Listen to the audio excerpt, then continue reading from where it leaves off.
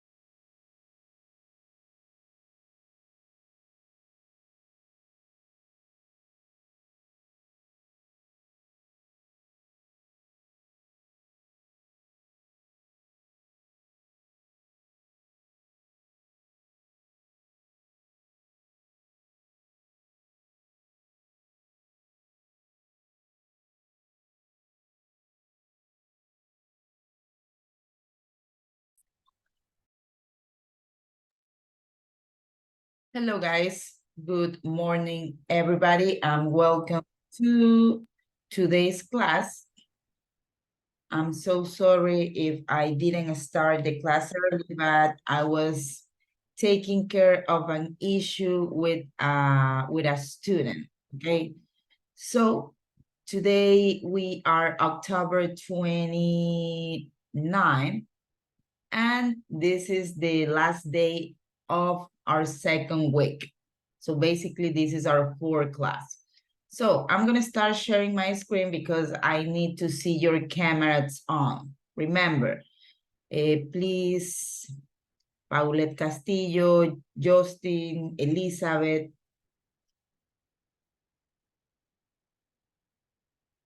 Ricardo Sobrevilla, Cristel, Analia, Scarlett, Franks. I need your cameras on, otherwise I won't be able to pass the attendance.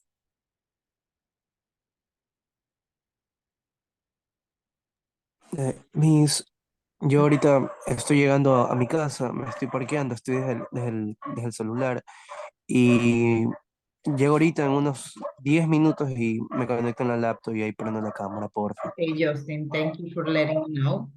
Okay, Daniela, Ricardo Sobrevilla, Cristel, Analia, please, your cameras. Guys, Presente, Miss. I'm gonna be really Miss, clear about it.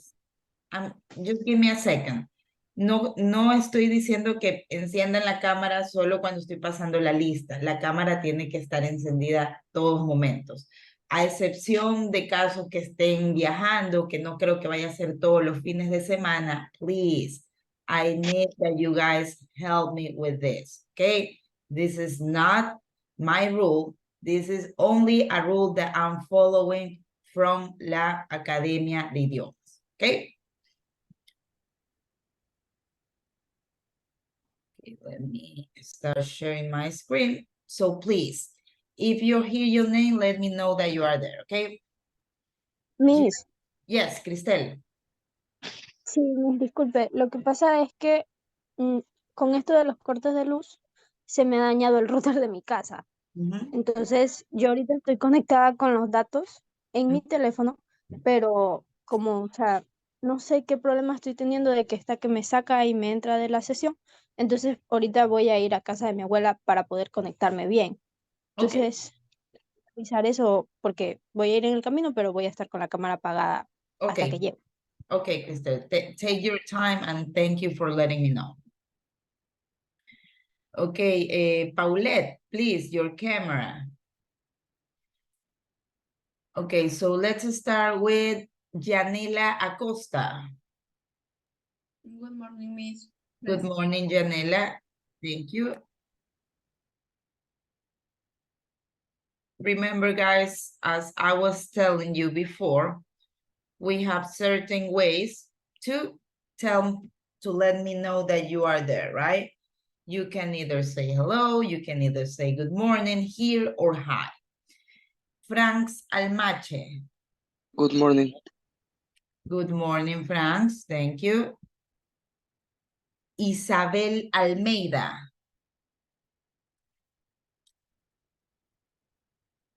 Isabel Almeida.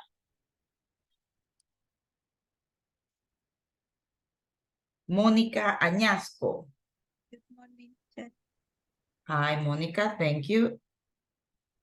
Judith Avilés. Present. Sorry. For this session, I won't be able to turn on my camera because I am on a device that I can turn on my camera. So just for today, I can turn on my camera. Okay, Judith. Thank you. I really appreciate that you are letting me know this. Okay, thank you. Diana Cañizares.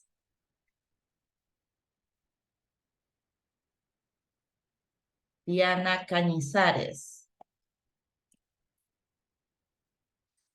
Elías Castillo. Present, teacher. Good morning. Good morning, Elias. Thank you. Paulette Castillo. Good morning, Miss. Good morning, Paulette. Thank you. Juan Diego Cedeño. Good morning, teacher. Good morning, Juan Diego. Kevin Cruz. Good morning, Miss. Good morning, Kevin. Okay, Nancy Cruz. Good morning, teacher. Good morning, Nancy. Thank you. Cristel Díaz.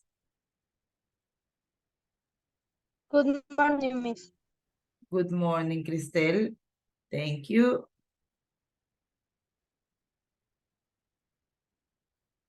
Melanie Guarco. Good morning, Miss. Good morning, Melanie. Jorge Jara.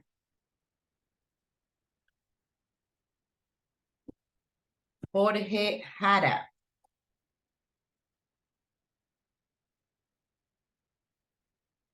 Álvaro Lara.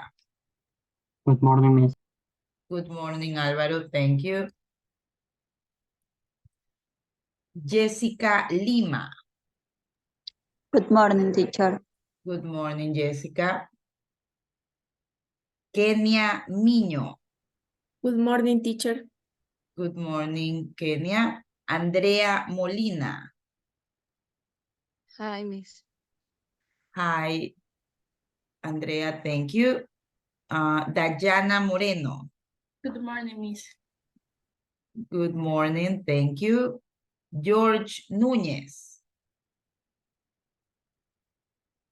George Núñez.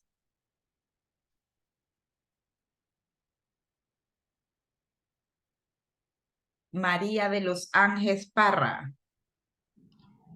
Good morning, Miss. Good morning, María de los Ángeles. Thank you. Alex Quito.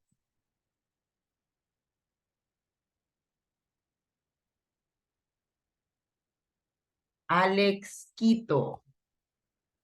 Elizabeth Ramírez. Good morning, teacher. Good morning, Elizabeth. Thank you. Byron Reyes.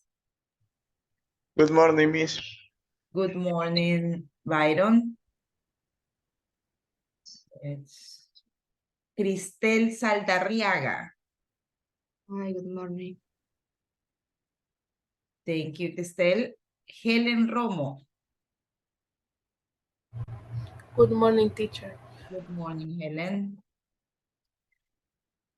Gianna Sánchez. Good morning, President. Good morning, Gianna. Thank you. Kevin Sánchez. Good morning. Good morning, Kevin.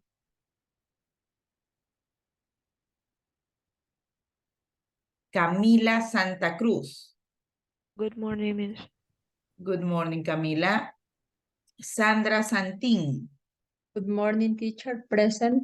Good morning, Sandra. Thank you. Ricardo Sobrevilla. Good morning, Miss.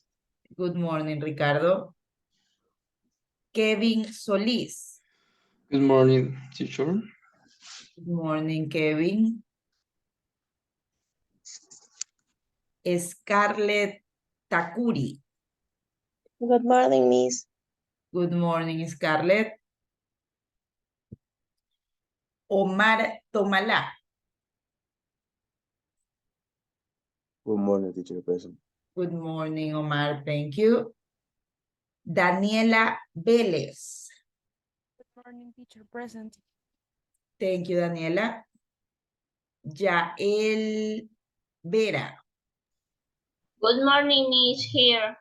Thank you, Yael. Marcela Villegas. Good morning, Miss. Good morning, Marcela. Thank you. María Llagos. Good morning, teacher. Good morning, María. Aldair Zambrano. Aldair Zambrano. Justin Zamora. Present, Miss. Okay, Justin. Como le comenté, ya estoy en camino a casa. Okay, Thank you.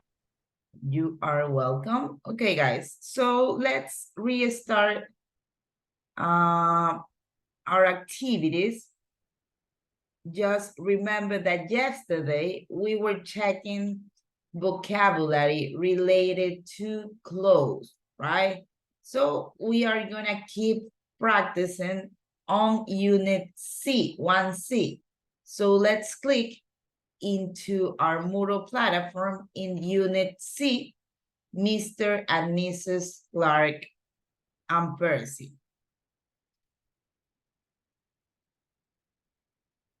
So right now, I would like to tell you about the pronunciation. So right here, you're gonna find two groups of words. One with the sounds like computer, right? Browser, sandals, cardigans, trainers, and sweaters. Remember that whenever you see in an English book something that it's underlined, that means that right there we have the stress, right? We don't have tildes in English, but we have stress. So this is the meaning of this. And you also have the next group of words as bird, right? Shirt, skirt, t-shirt. Okay, so let's listen to the audio. Let's listen to the audio, and you can, in this case, you can practice and know the pronunciation. Listen. 1.20. 1. Computer. Trousers. Trainers. Sandals. Sweater. Cardigan. 2. Bird. Shirt. Skirt. T-shirt. Okay, so let me check.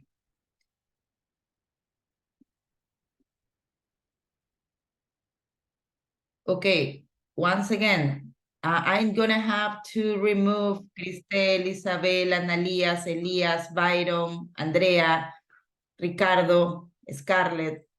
Guys, the camera is not only when I'm passing the attendance. The camera needs to be on during all the class. La cámara no solamente cuando paso la asistencia, por favor, sino durante la clase. Ricardo Sobrevilla, can you please read the first group of words? This one right here.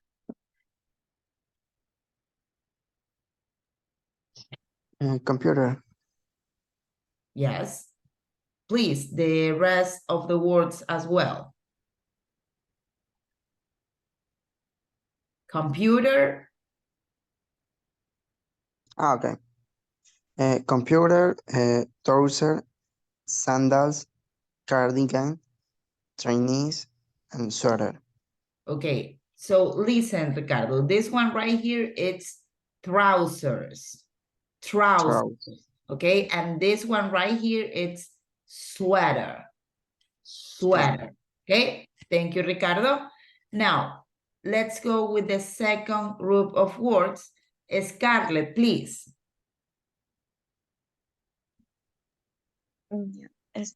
Beard, shirt, skirt, y t-shirt. Okay, so let me tell you something about this. The pronunciation of this, it's bird, right? Bird. So sometimes there is like a confusion with the pronunciation of bird, beer, and beer, the one that you drink, right? So right now, let's check the pronunciation of these three words, right? We have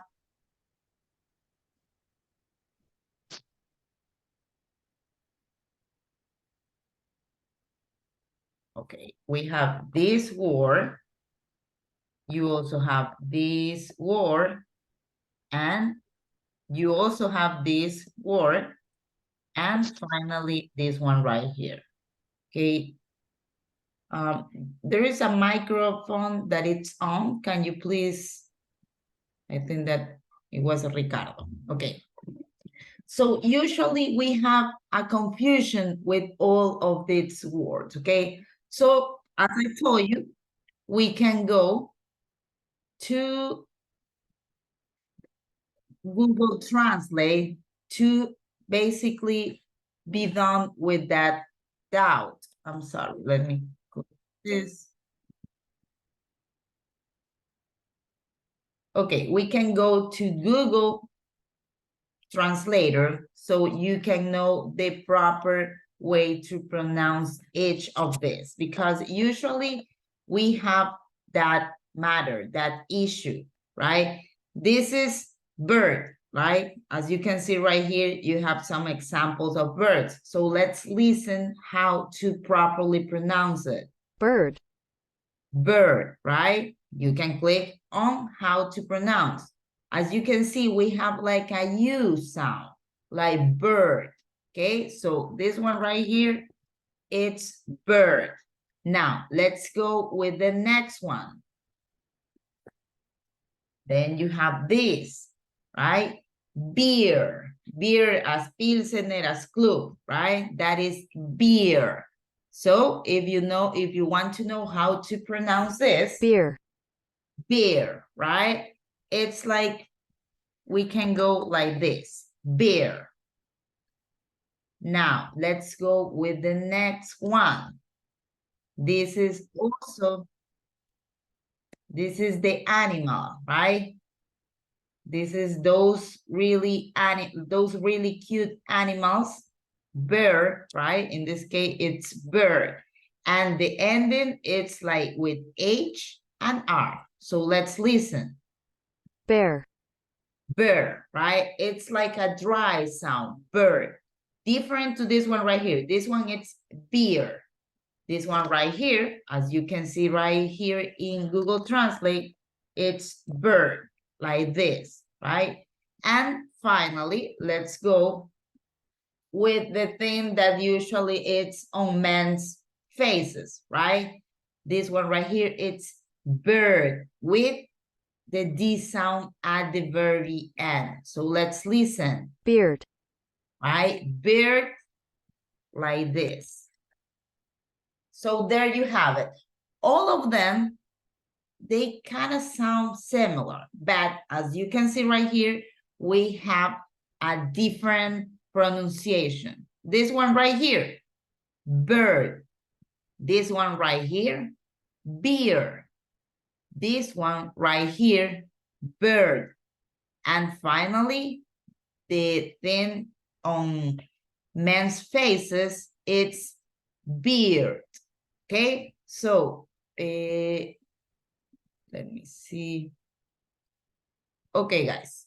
So I'm gonna basically, right now, I'm gonna take you out. I'm gonna remove you from the session, okay? Voy a proceder a removerlos, chicos. Me parece que lo he dicho de manera suficiente. Voy a pasar a remover a los estudiantes que no están encendiendo la cámara, ¿ok? Okay, so Jorge, George Núñez, Jorge, Analia, I will have to remove you from George. Are you there?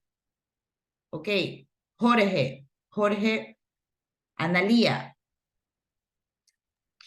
Hi, sorry. I already told you that I can't turn on my camera. I'm Judith. Okay. I'm sorry. Yes. Okay, sorry. No, I'm sorry. I was mistaken your name, okay?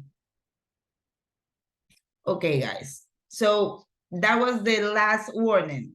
There's not gonna be any upcoming warning. I'm just gonna remove you, okay? Once again, this is not me. I'm only following rules. Okay, so Kevin Sanchez, can you please read the pronunciation of these 4 different words? Yes. The first is bird, Mhm. The second, beard, bird, and bird.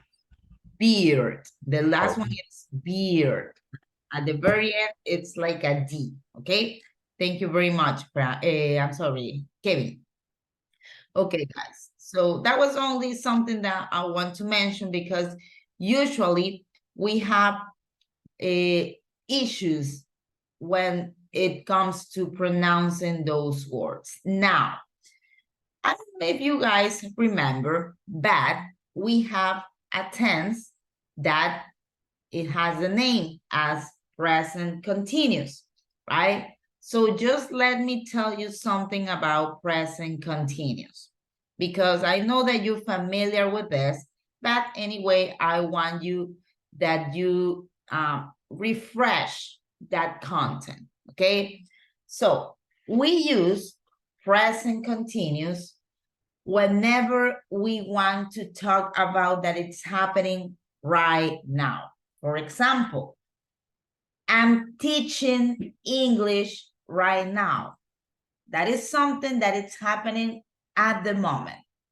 Yo estoy enseñando inglés ahorita mismo, right? That is something that it's happening right now. So that is present continuous, ¿verdad? En ese caso utilizamos presente continuo, algo que estamos haciendo justamente en este momento. Diferente a present simple, ¿verdad? Presente simple, que es cuando yo hablo de hechos, actividades que los hago en una rutina, ¿verdad? Por ejemplo, present simple, por un lado, es para indicar I play soccer every Sunday. Yo juego fútbol todos los domingos. That is present simple. That is something that I do. Jorge, please, your camera. Thank you. Okay, so that is something that I do in a routine. Okay, so the difference between present simple and present continuous is that present simple is related with an activity that I'm doing right now. Let me give you an example about this that I'm talking about, okay? So let's see. I teach English every Sunday, every Saturday, and Sunday. Okay, so this is something that I do as a routine, right? It's repeating through the time. So this is present simple. But if I tell you this, I am teaching English right now. So in this case, I'm telling you something that it's happening at this moment, right? So in this case, we will have present continuous, okay? Or you can also say present progressive. Both of them are correct. Present continuous, okay? So you can see the difference, right? I teach English every Saturday and Sunday. I'm teaching English right now, okay? That is the difference. Now, let's take a look on what's the deal with the structure, okay? So we have affirmative structure, negative structure, and of course, you also have the question. And right here, you have usage and an example.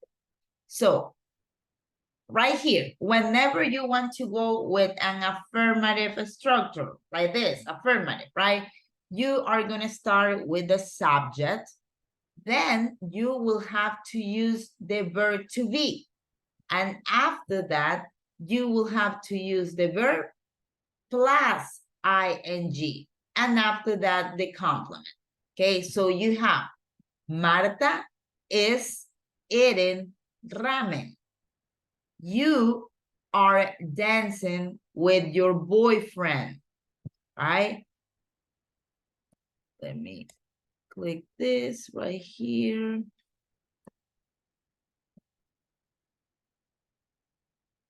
Okay, there we go. Nick is singing loudly. I am drinking water. So let me tell you something about present progressive. We have some expressions, right? Some time expressions that we use to know that something is happening at the moment. Expressions like this one, now. Because of this type of expressions, I know that I'm talking about present progressive. I can say, Marta, it's eating ramen now. You are dancing with your boyfriend at the moment.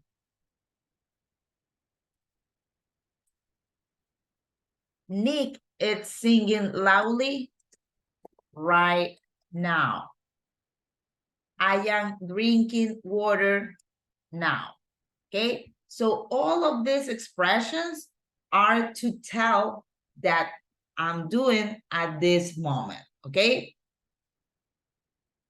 Okay, please, Franz and Melanie, your cameras, thank you. Now, we have the next structure.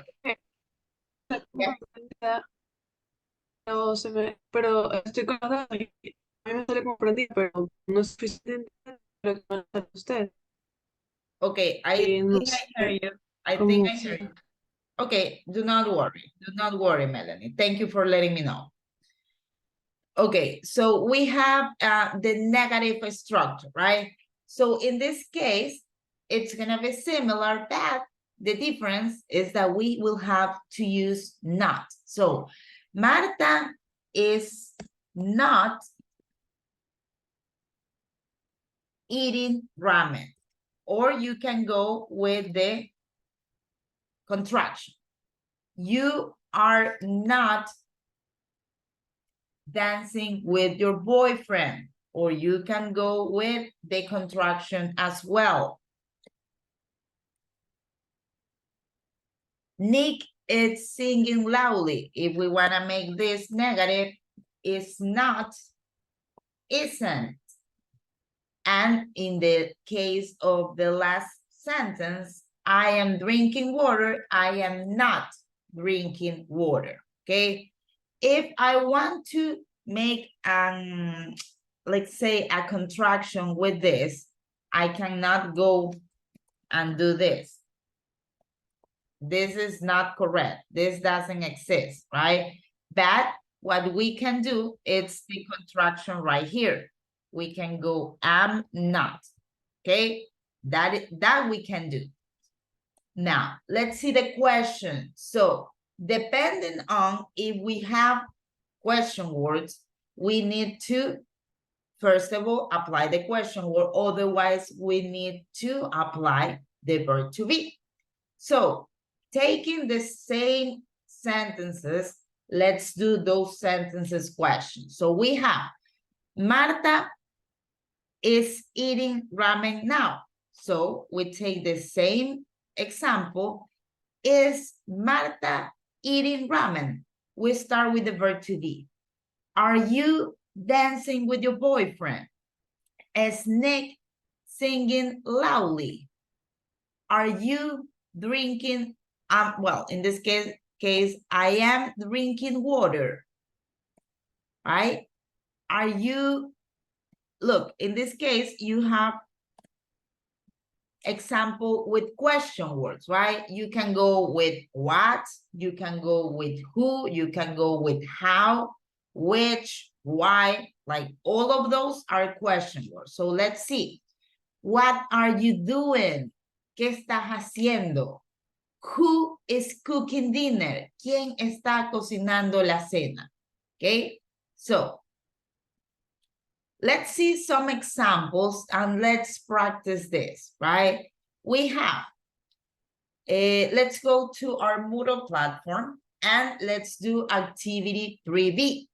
Underline the correct form of the verb, present continuous or present simple. So let's click into this activity.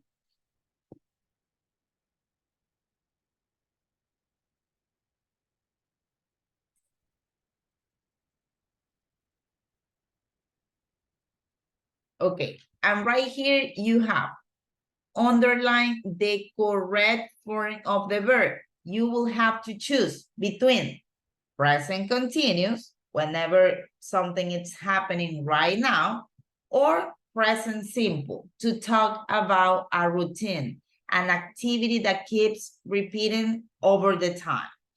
For example, you have in the painting, right? Right here, we are referring to this painting right here. This is the painting of Mr. and Mrs. Clark and Percy, right? So this painting, it's related with this exercise right here. So we have in the painting, the man, and you have isn't wearing shoes, doesn't wear shoes. So you will have to decide if you go with present continuous or if you go with present simple. Okay, let's have 3 minutes to decide this, and then we're gonna check your answers. If you want to participate, please raise your hand.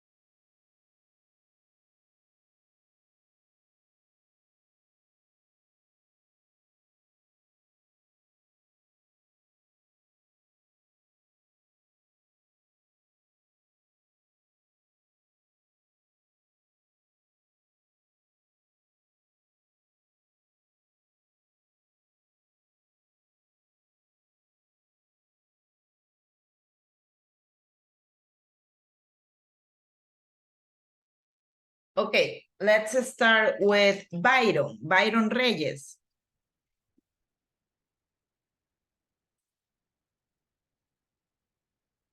Okay, Byron, can you please read the first sentence?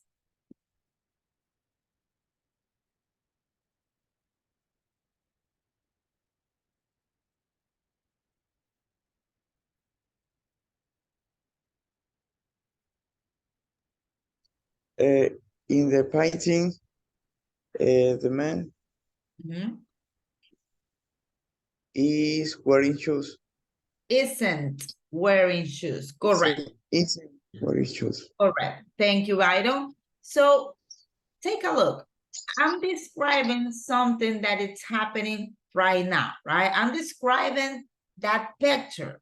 So because of that, I have to use present continuous. So in the picture, the man, well, in the painting, the man isn't wearing shoes. Entonces, el presente simple, perdón, el presente continuo, sirve para describir algo que yo estoy viendo en este momento también.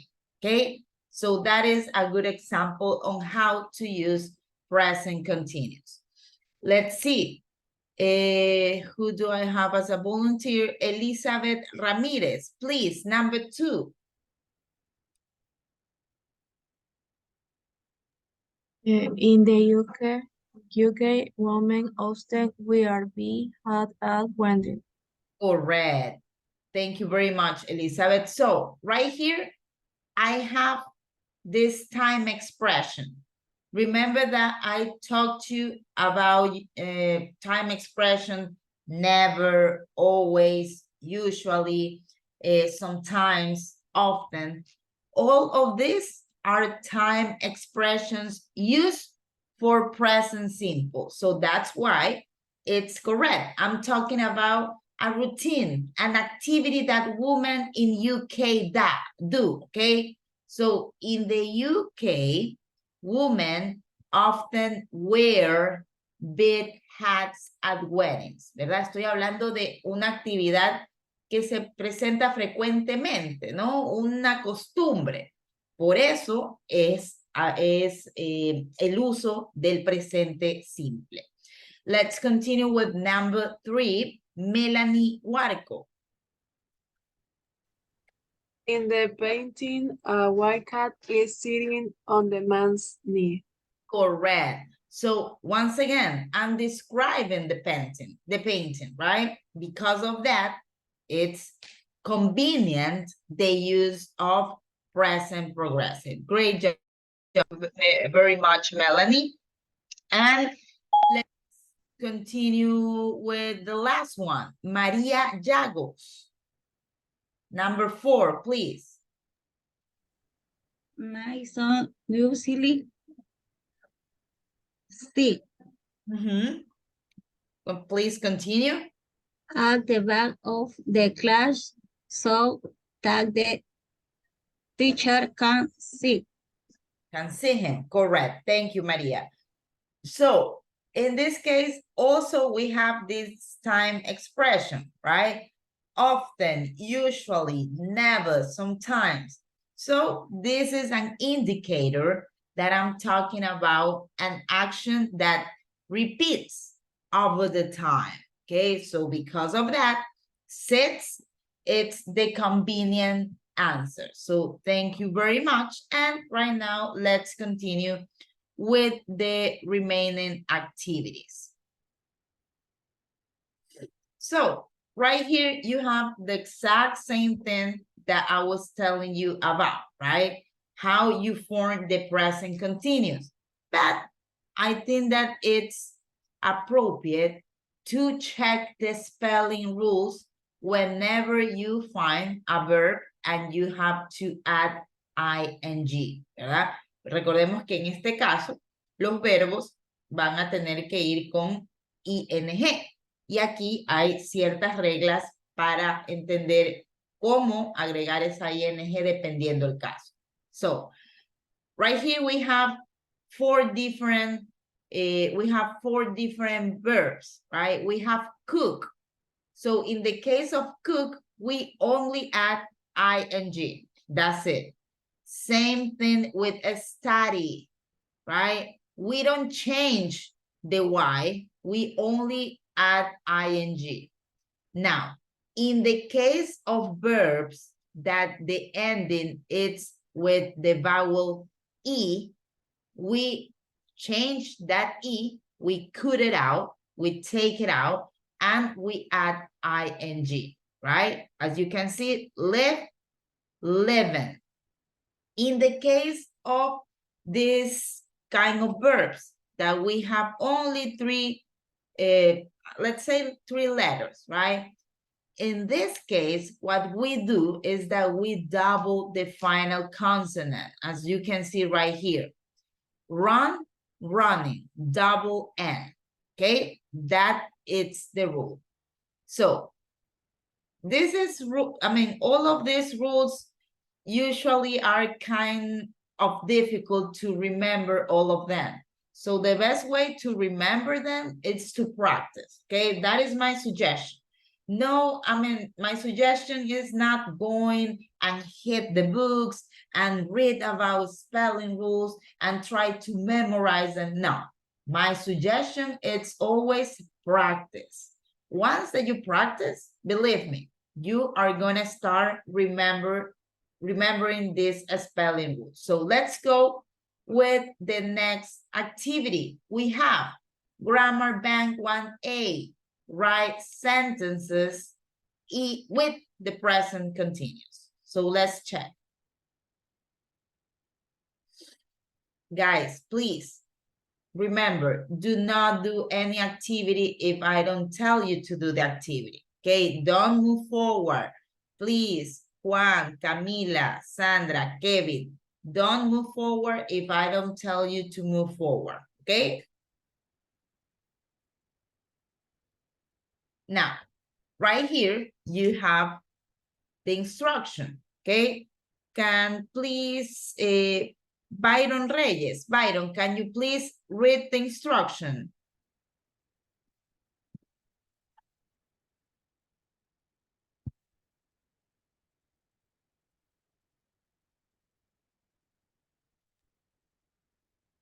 The number one. Yes, Number one. please. Yeah.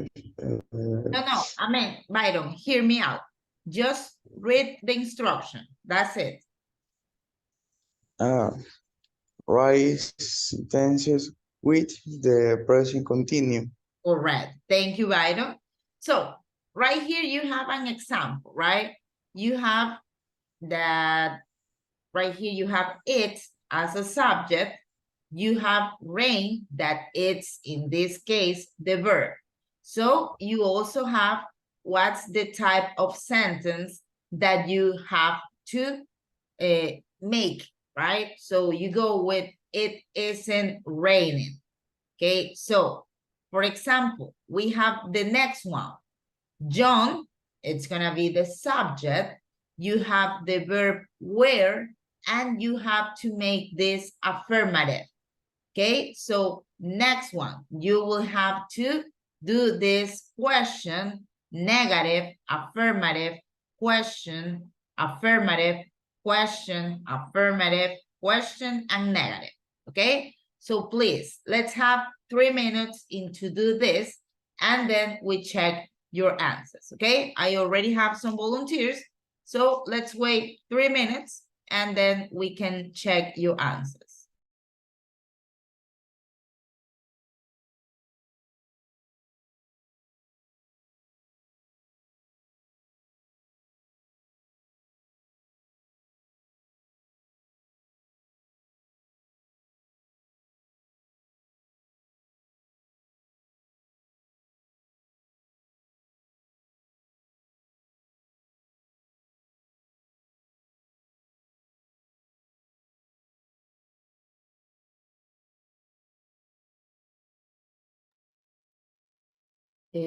Jorge, please, the camera, it's not only that it needs to be on. I need to see your face. It's not the same that I do this. Okay? So please, I need to see your face when your camera is on. Same thing with Elias. Please, I need your cameras on. Otherwise, I will have to remove you from the session. Elias. Peter, yes, in the chat. Yeah, I'm checking that, Cristel. It's... Thank you for letting me know.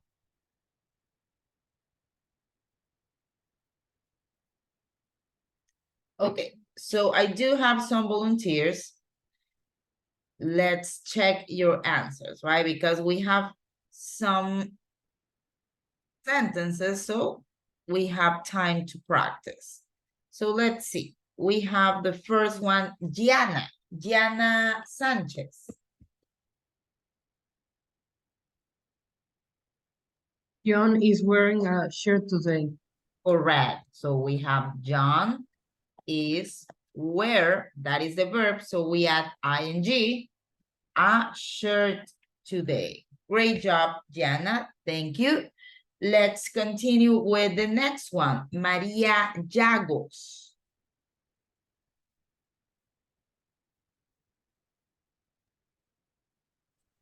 We are your wearing a cow is hot. Why? Correct. Why are you wearing a coat? Right? Why are you wearing a coat? So right here we have it's hot. No, I'm sorry. I think that first of all, we have to go yes, because right here we have the question mark. So it's hot. Why are you wearing a coat? Okay, remember that we checked the pronunciation of this shirt, coat yesterday. This is vocabulary related with clothes. Well done, Maria. Let's continue with number 3, Kenya. No, perdón. Anna isn't sitting next to Jane today.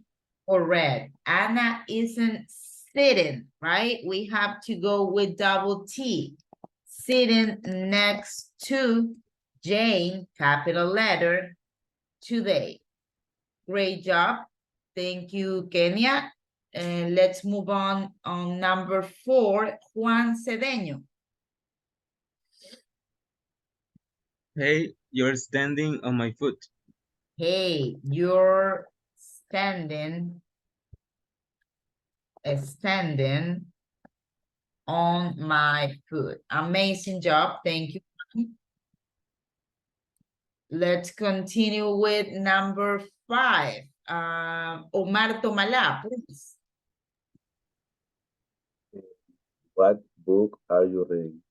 Correct. What book are you reading? Amazing. Thank you. That was Omar, right? So Mónica Añasco, number 6, please.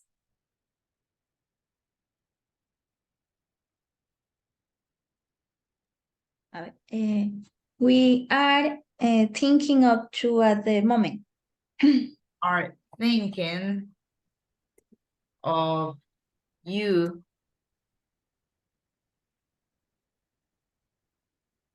Correct. Great job, Monica. Well done. Let's continue with number 7, Yael Vera. Is she wearing makeup? Is she wearing makeup? Correct. Amazing job, Yael. Thank you. Let's continue with Sandra Santin.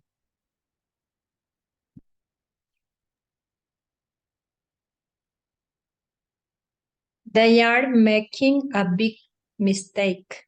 Yeah, correct. But remember that all of these exercises, if you can do the contraction, go with the contraction, right? So will be they're making, remember the rule. If you have a verb that ends with E, you delete it, you cut it out, and you add ing, right? They're making a big mistake. Number 9. Pero es una pregunta, ¿no sería are they making a big mistake? No, I mean, I think that they make a mistake right here. Okay. Look, yes, I think that this is a mistake of the Moodle, not us, because I don't know, take a look. Right here we have an affirmative. So probably when we check our answers, we are going to be more sure about this. But thank you for the observation. Now, let's continue with number 9. Miss, Yes. Miss, yo acabé de llegar a mi casa y ya me voy a conectar a mi laptop, me voy a conectar el celular para que me acepte, por favor. Okay. Elías Castillo. Number 9, please.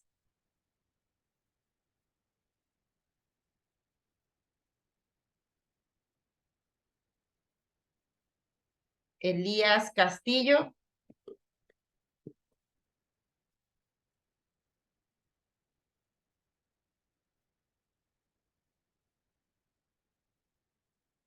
Elías, this is not an appropriate answer. Chicos, por favor, les pido un poco más de respeto, de consideración.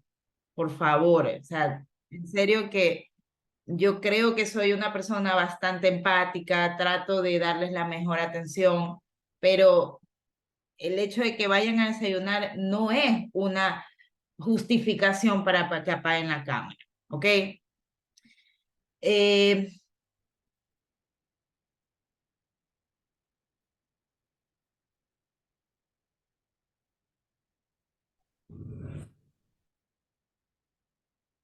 Okay, so I'm gonna continue with Jessica Lima.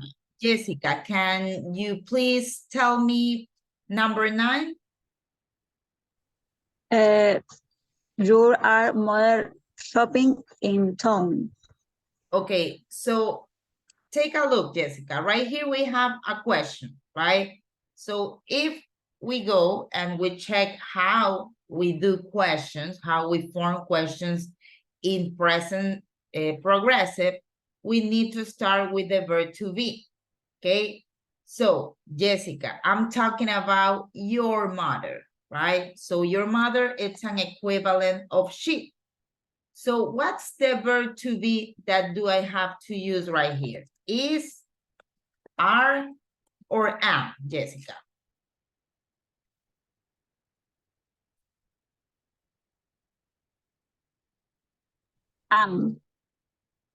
No, I'm gonna refresh this for you, okay?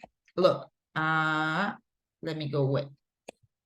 Remember that I was mentioning yesterday that we have subjects such as I, you, he, she, it, they, we, right? So for each of these subjects, we have verb to be, right? So in this case, it's gonna be I am, you are, you also have he is, she is, it is, they are, we are, okay? So Jessica, I'm referring to your mom, right? Your mom, it's a woman. So if your mom, it's a woman, which of all of this verb to be you will have to use?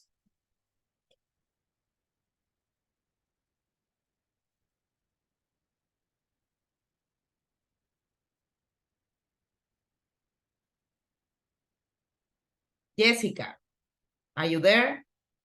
Are. Not really.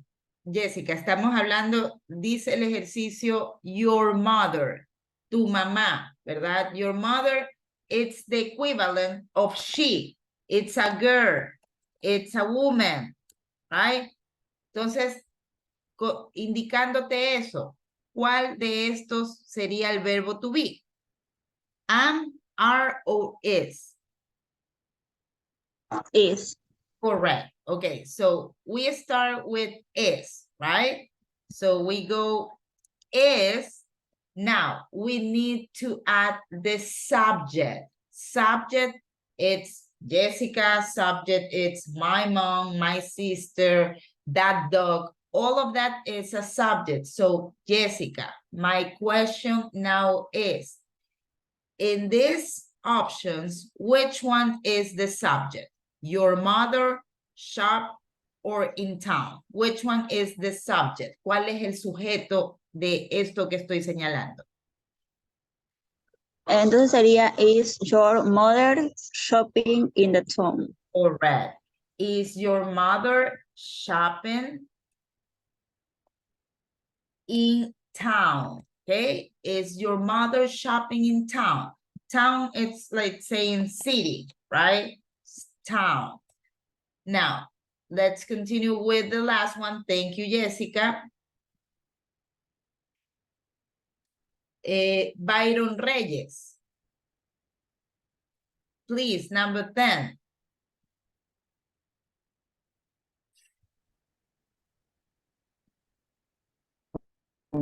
Yeah, she's living with her parents at the moment. Correct. She isn't living with her parents at the moment. Correct. Great job. Thank you very much.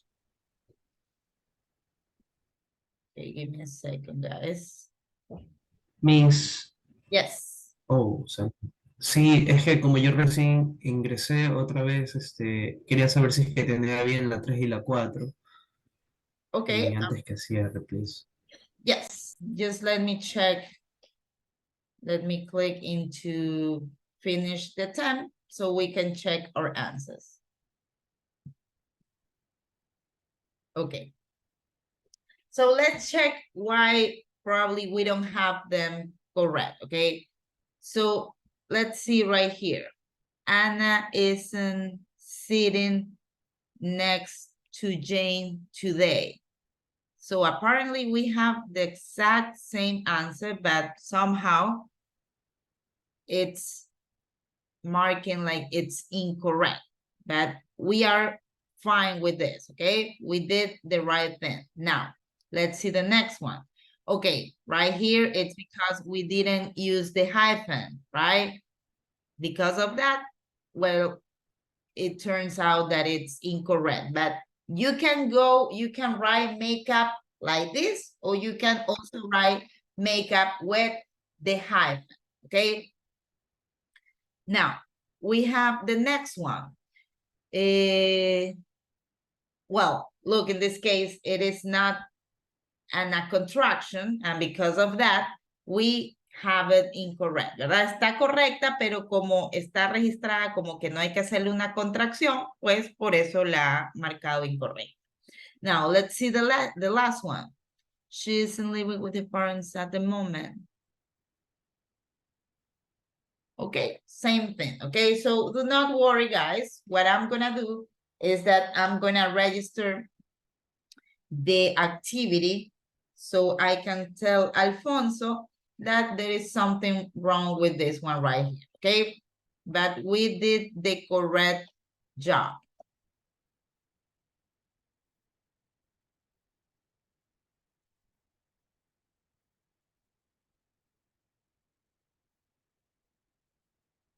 Okay, now let's move on to the next activity that it's also related with this content. So we have a complete the sentence with the present simple or present continuous. So in this case, we will have to choose which one fits better, right? We will have to choose if it's present simple, or we have to choose it is more convenient to go with present continuous. So take a look.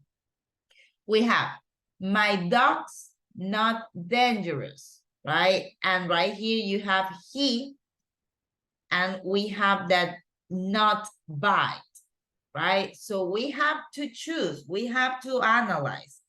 Is this convenient to go with doesn't bite, or it is convenient to say isn't biting, okay? You have to choose between those two options, okay? Let's have 3 minutes. Let's have 3 minutes, and then we can have your answers, okay? We can check the exercise.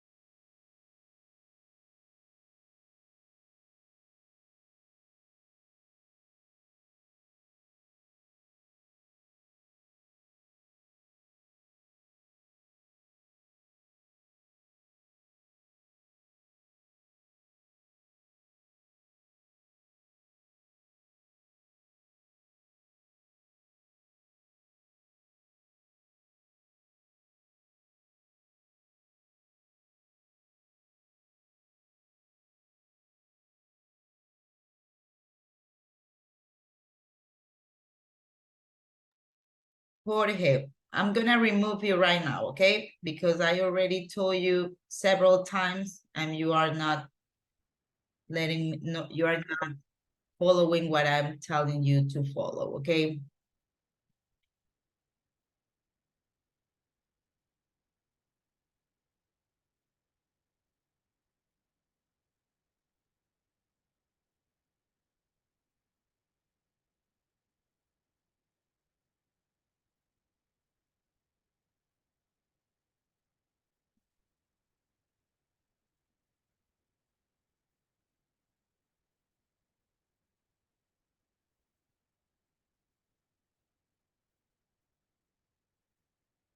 Okay, I have some volunteers. That is always a great news for me.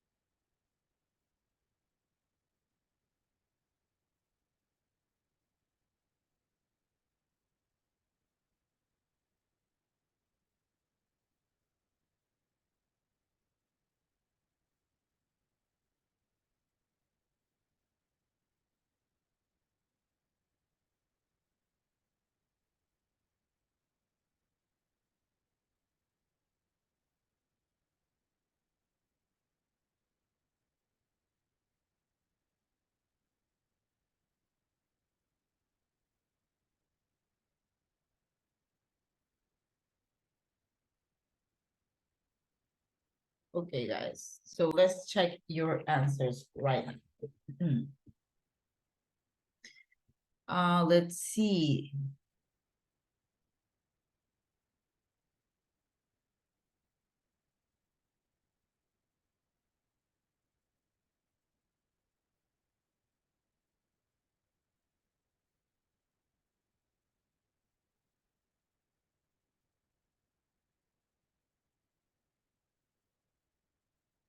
Okay, so let me check. Jael Vera, Jael, can you please read the first sentence?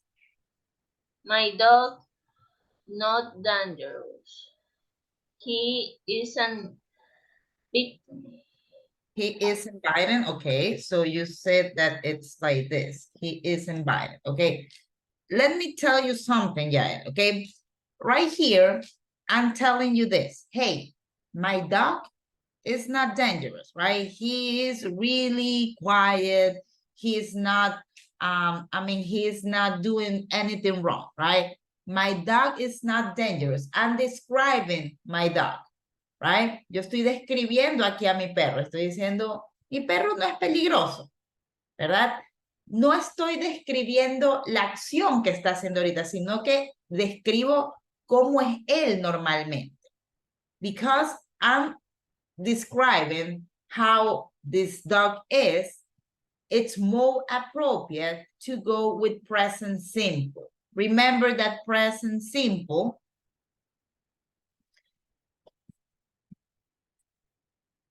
I told you about. Okay, so present simple, it's to talk about routines. It's to talk about repeated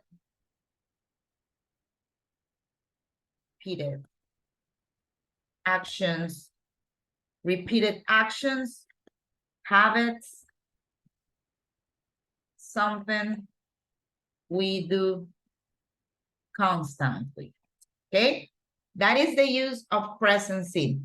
The use of present continuous, it's to referring that something is happening right now.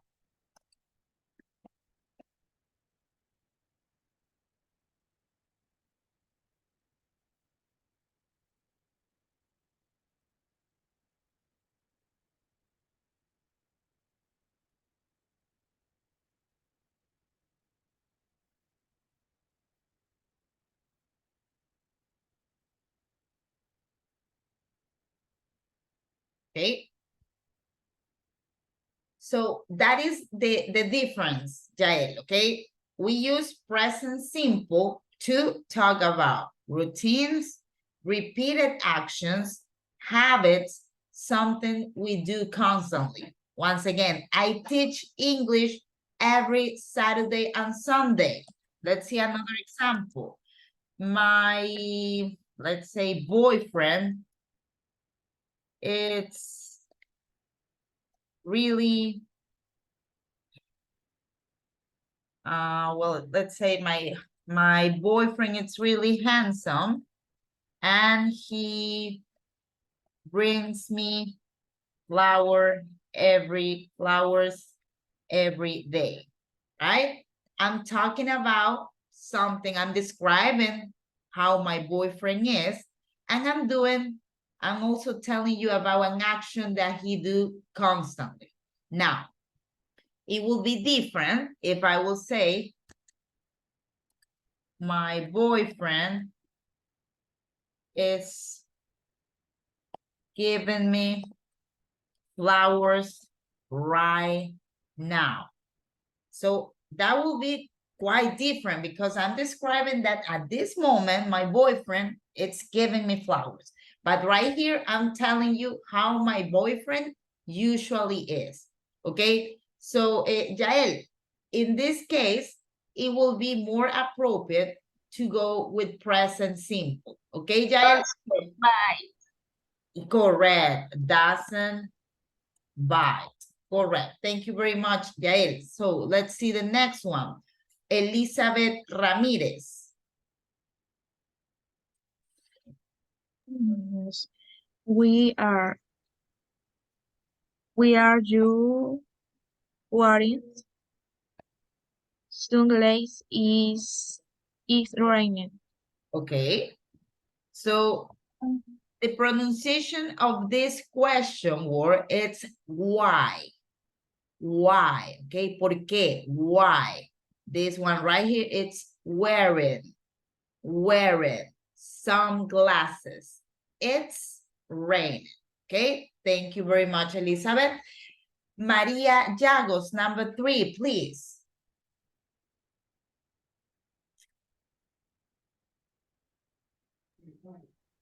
You can turn off the radio and not listening. I'm not listening to it. Correct. Listen. Okay. You can turn off the radio. This is the pronunciation. Radio, Spanish. Radio, English. Okay. Radio. Thank you very much, Maria. Let's continue with number 4, Kenya. I need to go to the bank. I don't have any money. I need to go to the bank. I don't have any money. Correct. You are correct about that. Great job, Kenya. Thank you very much. Now let's move on to Gianna. Next one, please, Gianna.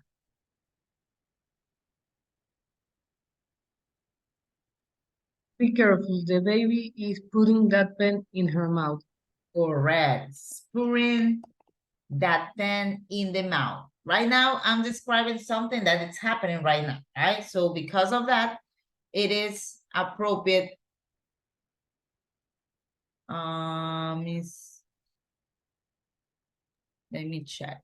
Miss, the letter number 4 is negative. It's negative? Sorry, 3, number 3. Ah, correct. I'm not. Of course, I am not. I'm not listening. Correct. Thank you for letting me know, guys. Let's continue with number 6. So we will go with Juan Cedeño. Do you usually cook at weekends? No, we normally eat out. Correct. So I'm asking about an habit, right? Do you usually cook on weekends? No, we normally eat out. Correct. Great job, Juan. Great catch. Now, let's continue with number 7. Camila Santa Cruz. What are you doing here? I'm waiting for Emma. She's late as usual. Correct. What are you doing here? I'm waiting. So we use this one. Mira, yo Correct. tengo una pregunta. Yes, go ahead. Es que no sé si en realidad es necesario poner las apóstrofes en todas las oraciones, porque en realidad yo lo estaba poniendo como she's wearing, o sea, estaba poniendo como que la oración completa. O sea, no estabas haciendo contracción, ¿te refieres? Ajá, exactamente. No está dicho, pero se sugiere contracción, en las que tal como yo estoy poniendo, es como te las va a aceptar como que estuviera correcta. Es decir, si pones aquí así, te lo va a detectar como incorrecto. Entonces, sugiero que le pongan la contracción right here, the baby's putting, I'm waiting, ¿verdad? Si bien está correcto, estamos hablando que es una máquina, es un software y detecta simplemente una calibración, ¿verdad? Una configuración que está justamente con contracción en este caso. ¿Sí? Ya mis, muchas gracias. Okay. George Núñez. George, your camera, please. Okay. Number 8, please.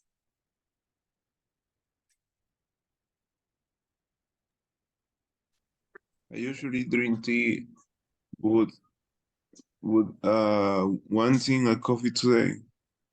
But wanting, okay. So look, George, right here, I'm talking about an habit, right? A routine, something that I do repeatedly. repeated action, habits, something that we do constantly. Because I'm telling you, I usually drink tea, but well, I want coffee today, right? So it is not appropriate in this case, George, to use a present progressive. So how would you do it with present simple, George?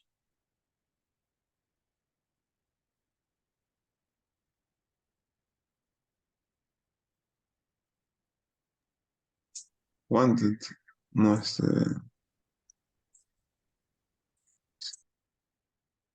You have the verb right here.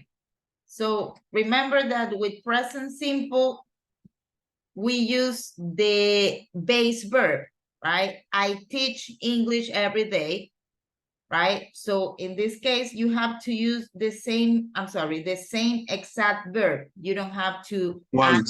or read. So I usually drink tea, but I want coffee today. Thank you, George. Let's continue with number 9, Nancy Cruz. My sister works from 9 to 5. She's a secretary. Correct. So I'm talking about a routine, right? I'm talking about schedules. Like this is something that is happening every day. Because of that, the appropriate answer is works. Great catch, Nancy. Thank you. Natalie Saldarriaga, the last one, please. Number 10. Sorry, es Cristel, solamente que me tuve que conectar otra vez. Yeah, I noticed. I'm sorry. Yes. Crystal, go ahead. Yo lo cambio. Un momento. Okay. We live in Paris, but we are stay is night at the moment. Okay, so right here we Are okay. are. Are stay. Okay. Yes. Thank you, Cristel. So the pronunciation of this one, it's we live. And this is something that I continually tell you, I mean, because there is a confusion sometimes with this. So if you have been in a previous class with me, probably you have already heard this, but I'm gonna tell you anyway. So live, this is the verb, right? I live in Guayaquil. Right here, this is the verb, right? So the pronunciation is live, like this. I live in Guayaquil. When I talk about the noun, right? It's my life. Don't mess with my life. It's my life. Don't mess with my life. In this case, it's a noun, es un sustantivo, vida, mi vida, deja, es mi vida, no te metas con mi vida, right? In this case, the pronunciation is life, right? It's my life. Don't mess with my life. That is the difference, okay? I live in Guayaquil. I live in Ecuador. It's my life, not yours. It's my life, okay? That is the difference with those two words. Now, let's check if the system got our answers correct. Finally, yeah. See, I was telling you about this, right? We need to go with the contractions. Even though it will be appropriate also to go, I am not listening, but in this case, the Moodle, it's setting like this, okay? So let's continue with the next activity. Okay, now we will practice our listening skills. And right here, we will have to go with true or false activity. So let's take a look.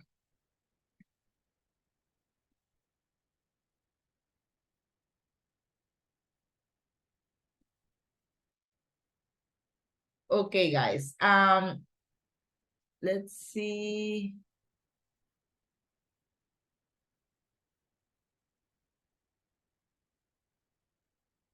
Aldair, can you please read the instruction. Okay. Listen to the audio guide. Mark the sentence true or false. Correct. Thank you very much, Aldair, for your participation. So guys, this is a tip, right? This is an advice. Whenever you have a true or false activity, my recommendation is to read first each of the sentences. And after that, you listen to the audio, right? So first of all, first step, read the sentence. Step 2, listen to the audio. And step 3, you can listen to the audio again. So this is most likely you are gonna get familiar with the content of the audio. So that is why that is my recommendation, okay? So take a look. We have Ozzy Clark died in 1995. The position of the couple in the painting is unusual. Celia is pregnant in the painting. The painting is quite small. Celia and Ozzy later got divorced. Ozzy is putting his feet into the carpet because he is cold. Celia doesn't like the painting. The painting shows their living room. Percy is the name of the cat. Mr. and Mrs. Clark made clothes for famous people.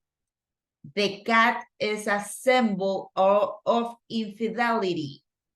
The open window is a symbol of the love between them. Okay, now I'm gonna play the audio, right? So you can check if all of these statements are true or are false. Okay, let's listen. 1.24. Mr. and Mrs. Clark and Percy is by the British artist David Hockney, and it's considered to be one of the greatest British paintings of the 20th century. It was painted in 1971, and it's a portrait of two of his friends, Ozzy Clark and his wife Celia, and their cat Percy. Ozzy Clark and Celia were fashion designers, and they had a very successful clothes shop in London. In the 1960s, they dressed a lot of the famous pop stars of the time, including the Rolling Stones and Eric Clapton. Hockney painted Ozzy and Celia a few months after they got married in their flat at Notting Hill in London. He painted them in their bedroom because he liked the light there, and on the wall on the left of the window you can see one of his own paintings. Mr. and Mrs. Clark and Percy is a very big painting, approximately 3 meters wide and 2 meters high. The couple are wearing typical clothes of the late 1960s. Celia is wearing a long dress, and in fact, she was expecting a baby at that time. Her husband isn't wearing any shoes, and he's putting his feet into the carpet. This was because Hockney had a lot of problems painting his feet. He just couldn't get them right. Hockney said that his aim with this painting was to paint the relationship between the two people. Traditionally, when a painter paints a married couple, the woman is sitting down and the man is standing up. In this painting, the man is sitting and the woman is standing. Usually in a painting, the married couple are close together. But in this painting, they're separated by a big open window, which symbolises the distance between them. The white cat sitting on Mr. Clark is a symbol of infidelity. It seems that Hockney didn't think that their marriage was going to be very happy, and in fact, the couple got divorced 4 years later. Celia often posed as a model for Hockney, but she says that this painting, his most famous picture of her, is not her favourite. She said, "It's a wonderful painting, but it makes me look too heavy." In 1996, 25 years after this picture was painted, Ozzie Clarke died. He was murdered by his lover in his Kensington flat. Okay, guys. So right now you're gonna take a couple of minutes so you can listen to the audio once again, right? And after that, we are gonna try to figure it out if those statements are true or false. Okay, so let's have 3 minutes and then you guys are gonna give me your answers.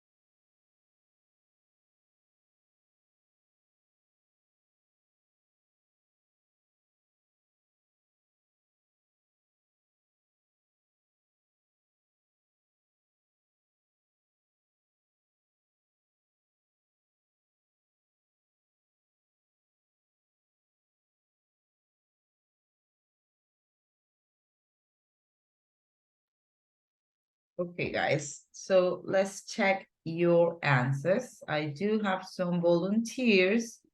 So let's see. Camila, can you please read the statement, the sentence, and tell me if it's true or false? Ozzy Clark died in 1995, and this is false. It is false, correct. Right here in the audio, we hear actually the year 1995, but that's not referring to Ozzy Clark death. It's referring to the painting. Okay, so you have to be really careful with this kind of situation because this is usual in these listening activities, ¿verdad? Hay que tener mucho cuidado con este tipo de situaciones porque de hecho se dice en el audio 1995, pero no se refiere a que Ozzy Clark murió en esa fecha, sino se refiere a la pintura, cuando fue pintada. Pero son esas como cascaritas que se suelen poner en los listenings, ¿verdad? Porque uno dice, dijo 1995, ok, entonces para mí sí es que murió en ese año. So you have to be really aware of that, okay? Great job. Now, let's continue with Daniela Vélez. Can you please read the next sentence, Daniela, and tell me if it's true or false? Yeah, wait a minute. The position of the couple in the painting is unusual, is true.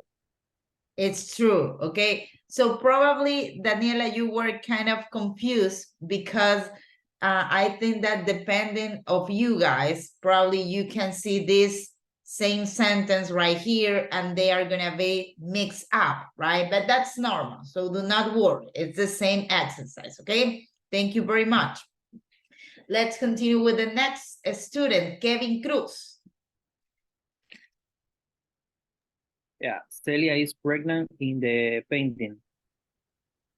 True. Celia is pregnant in the painting. True. So you're saying that that is true? Okay, let's see. Yes, okay. Thank you very much, Kevin. Now let's continue with Jael.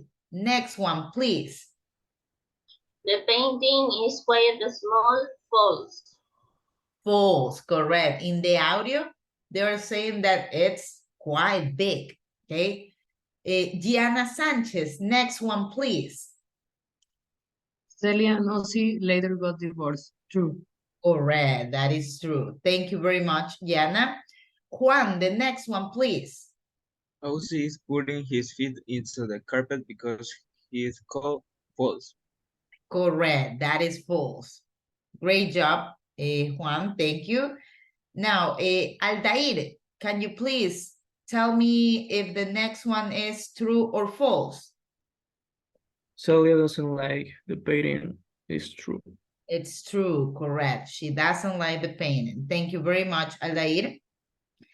Byron Reyes, next one, please.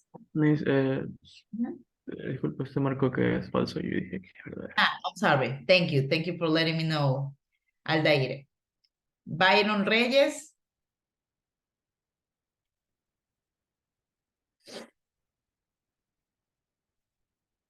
Nancy Cruz. Yes. Okay, Nancy, can you please go with the next one? The painting shows their living room. False. It's false. The painting shows their living room. That is false, correct. I'm sorry. False. There we go. Thank you, Nancy. Let's continue with the next one. We have Helen Romo, please. The next one. Percy is the name of the cat. True. That is true. That is the name of the cat, Percy. Great job, Helen. Thank you. Let's see. Kevin Solis, the next one, please.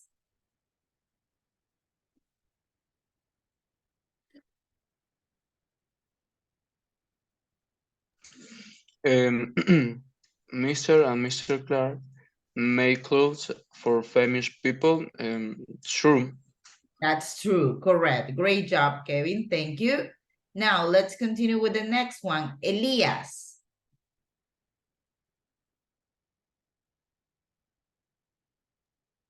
Yes, here. Can you please go with the next one? The cat is symbol of identity. Infidelity. Fidelity. Yes, yes. This is true. Yeah, that is true. Thank you very much, Elias.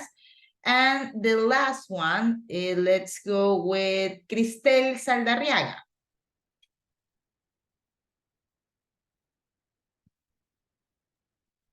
The open window is a symbol of the love between. Is true. The open window, it's a symbol of love between them. True or false? False. It is false, okay? So now that you know all of the answer, let's rehear, right, the audio. Let's listen this once again so you can check all of these facts, okay? Let's listen. 1.24. Mr. and Mrs. Clark and Percy is by the British artist David Hockney, and it's considered to be one of the greatest British paintings of the 20th century. It was painted in 1971, and it's a portrait of two of his friends, Ozzie Clark and his wife Celia, and their cat Percy. Right here, right there, you heard the part that they have a cat that the name is Percy, right? Their cat Percy. So right here you have that this statement is true. Let's continue. Ozzie Clark and Celia were fashion designers, and they had a very successful clothes shop in London. In the 1960s, they dressed a lot of the famous pop stars. Okay, so right there, they're mentioning this, that they make clothes for famous people, right? For pop stars. Of the time, including the Rolling Stones and Eric Clapton. Hockney painted Ozzie and Celia a few months after they got married in their flat at Notting Hill in London. He painted them in their bedroom because he liked the light there, and on the wall on the left of the window you can see one of his own paintings. Mr. and Mrs. Clark and Percy is a very big painting, approximately 3 meters wide and 2 meters high. Right there, they're mentioning that it's big painting, not quite as small, right? Let's continue. The couple are wearing typical clothes of the late 1960s. Celia is wearing a long dress, and in fact, she was expecting a baby at that time. Her husband isn't wearing any shoes, and he's putting his feet into the carpet. This was because Hockney had a lot of problems painting his feet. He just couldn't get them right. Hockney said that his aim with this painting was to paint the relationship between the two people. Traditionally, when a painter paints a married couple, the woman is sitting down and the man is standing up. In this painting, the man is sitting and the woman is standing. Usually in a painting, the married couple are close together. But in this painting, they're separated by a big open window, which symbolises the distance between them. The white cat sitting on Mr. Clark is a symbol of infidelity. It seems that Hockney didn't think that their marriage was going to be very happy, and in fact, the couple got divorced 4 years later. Celia often posed as a model for Hockney, but she says that this painting, his most famous picture of her, is not her favourite. She said, "It's a wonderful painting, but it makes me look too heavy." In 1996, 25 years after this picture was painted, Ozzie Clark died. He was murdered by his lover in his Kensington flat. Okay, guys. So right now we are going to go with the last activity of this unit. And after that, we are going to have a break, okay? Okay, just let's do this last activity. And after that, we are going to have a break. So we were on unit 1C, and we will scroll down.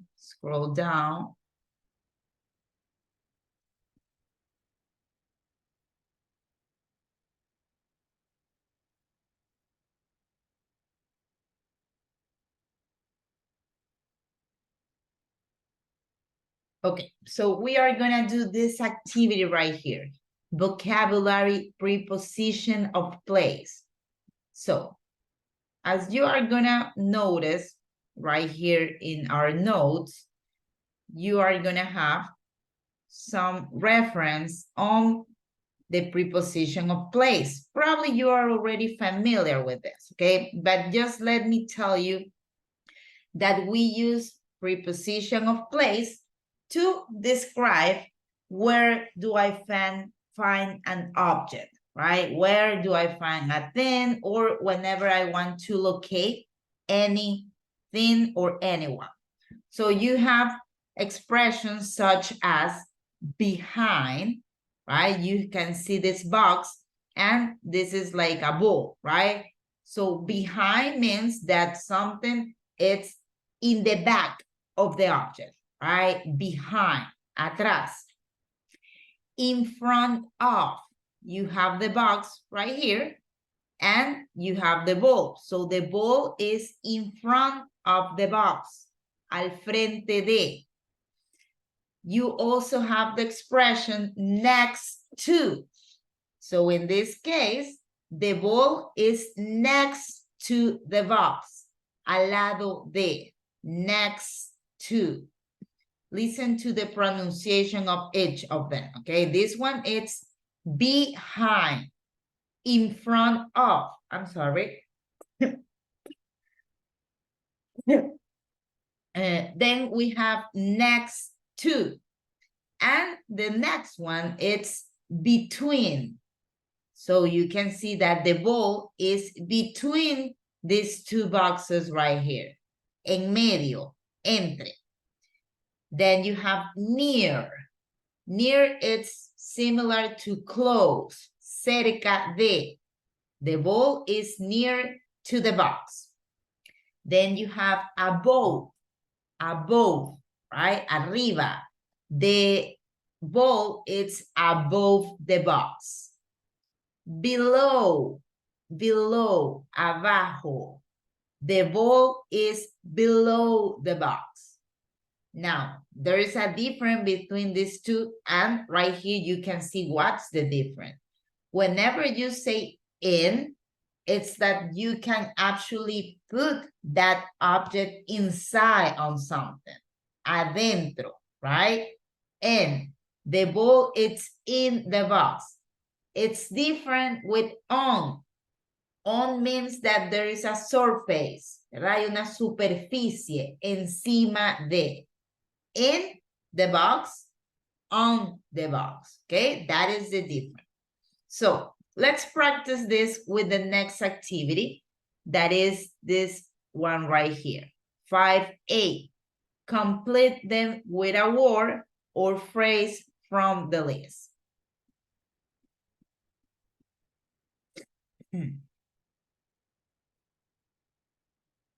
Look, so right here you have some words, right? You have next to, on the right. In the middle, it's similar to between, right? In the middle, it's the same of saying between. You can either say between, or you can either say in the middle.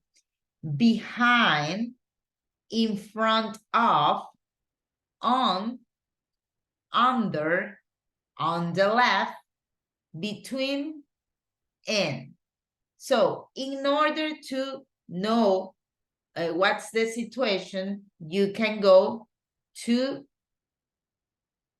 the painting, because they are referring to the painting right here, okay? So you can check the painting, and based on the painting, you will complete each of these phrases, okay? So you have 8 sentences. Let's have 3 minutes so you can check what's the correct answer based on the painting right here, okay?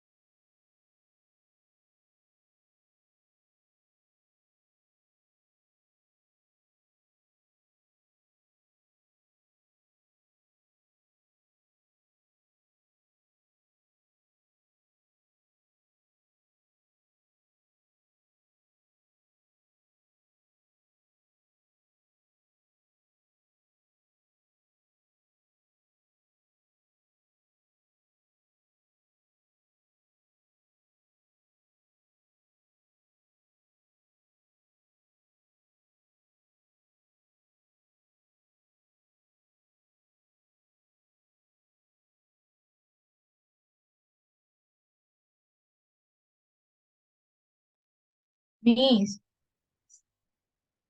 Yes.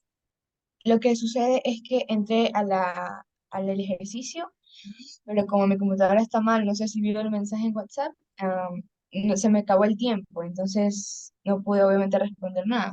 Okay.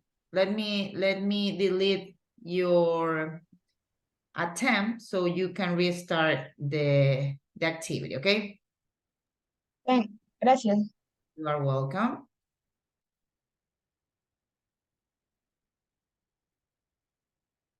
Okay, Cristel, now you are going to be able to redo the activity.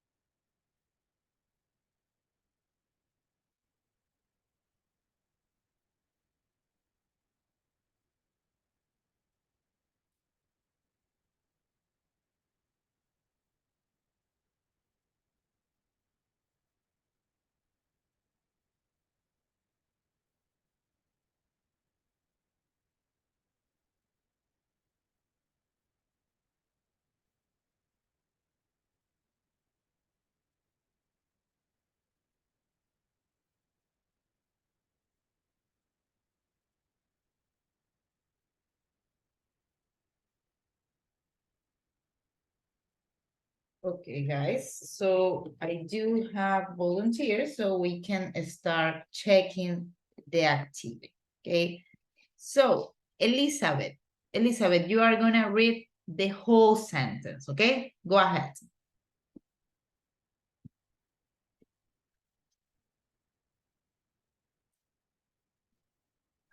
Leo, Miss. Yes, please, number 1. Yeah. These are two people in the room. Correct. These are two people in the room. Since you can go into the room, this is the appropriate word, right? Uno puede entrar al cuarto, está dentro del cuarto. So because of that, in is the correct answer. Amazing job, Elizabeth. Let's continue with Cristel Diaz, number 2, please. The woman is standing off the bed and the man is sitting on the right. Correct.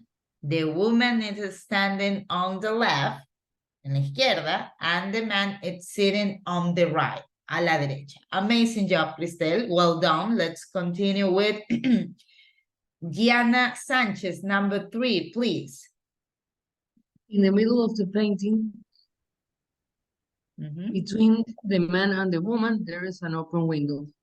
Correct. Between the man and the woman, there is an open window. Well done, Diana.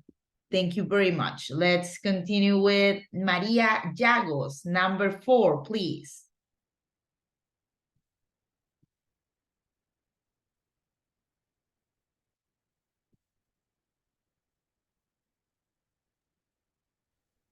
Yeah, a weak cat is sitting on the man's chair. Correct. A white cat. Okay, Maria? A white cat is sitting on the man chair. Okay, correct. Amazing job. Well done, Maria. Let's continue with Jael, number 5, please. There's a carpet under the man's chair. Correct. So under, right? Under the man's chair. Amazing. Great job, Jael. Let's continue with Mr. Kevin Cruz, number 6, please. Yeah, there is a telephone. There's a telephone Correct. on the floor behind Behind the man's chair. the man's chair. Correct. Great pronunciation. There's. You did the contraction. That is always a good thing. Amazing job, Kevin. Thank you very much. Cristel Saldarriaga, number 7, please. Next to the telephone, there's a lamp. Correct. Next to, that's it. Amazing. Thank you very much, Cristel. And let's go the last one with George Núñez. Number 8, please.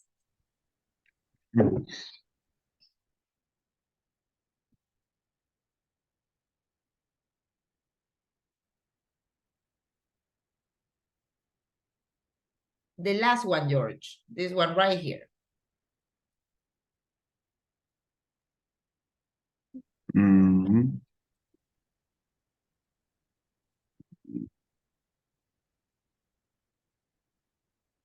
You can base the description on the picture right here.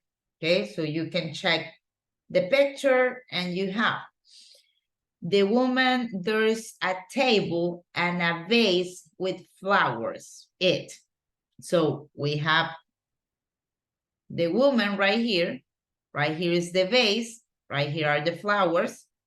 So if we have the woman right here and the vase, Win. not really, because for example, between is this space between the man and the man, the woman and the man. This is between, right? But you can see that the woman, it's right here, and in this direction, you have the table, you have the vase, you also have the flowers. So it's how you can describe that. You have the expressions next to, on the right, in the middle, behind, in front of, on, under, on the left, between, and in. Next to.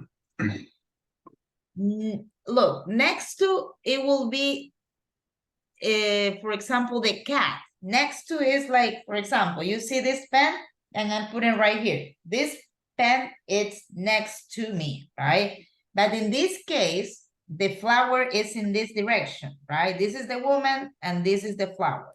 So In the middle. not really. It's not in the middle, right? Once again, in the middle and in between, it's right here, en medio. In the middle and between, it's en medio, right? So Maria, please, George, you have to work while we are working right here, okay? That's why I called your name, because I saw that your camera was not on. So please do not forget to practice the activities. Anybody wants to tell me the right answer according to you? Okay, go ahead.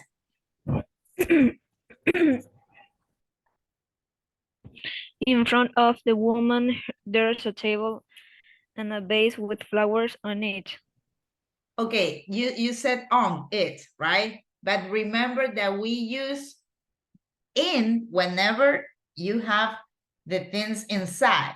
So in this case, take a look. We have the vase and the flowers are inside the vase. So because of that, the right option is not on, but it's in, okay?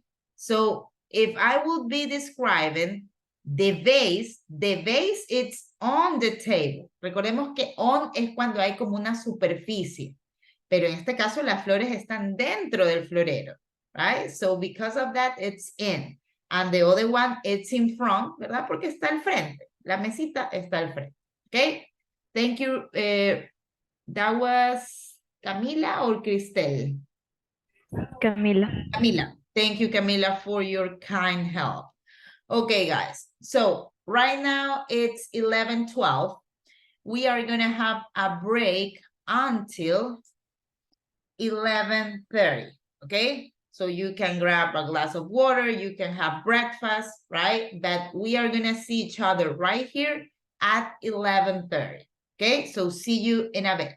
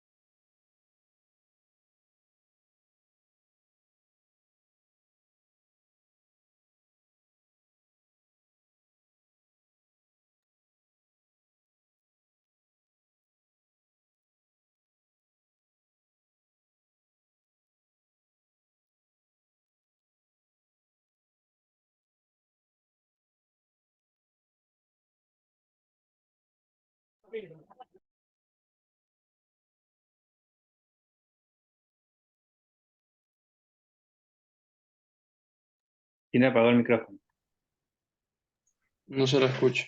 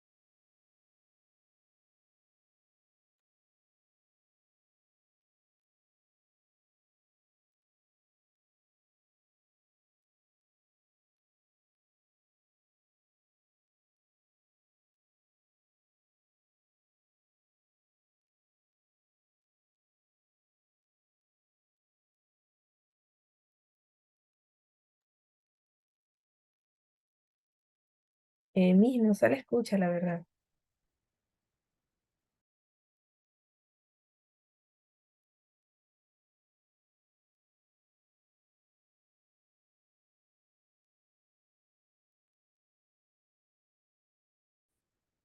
Now and recording. Thank you, Kevin, for reminding me. Watch movies, okay? Camila likes to watch movies. I like to watch movies as well. What else? Anybody else? What do you like to do? Stay at home and rest. That is a really good plan as well. I usually stay with my family in Guayaquil. That is a really good plan because if you go out, there's gonna be tons of people out there, right? What else? Anybody else that wants to tell me what do you like to do on holidays? Okay, Aldair, what do you like to do on holidays? Relaxing at home, me too. Netflix and chill. Netflix and chill, yeah, that is always a good plan. Thank you very much, Aldair. Eat fast food. Sometimes I visit my family in Santa Elena, says Maria Parra. And Nancy said relaxing at home. That is always a good plan as well. Justin, what do you like to do on holidays?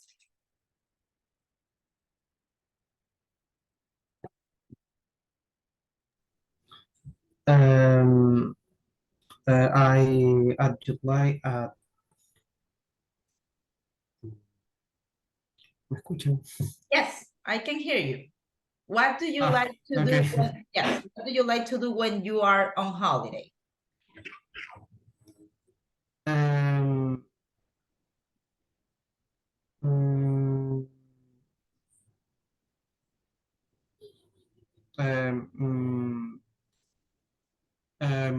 At home in family.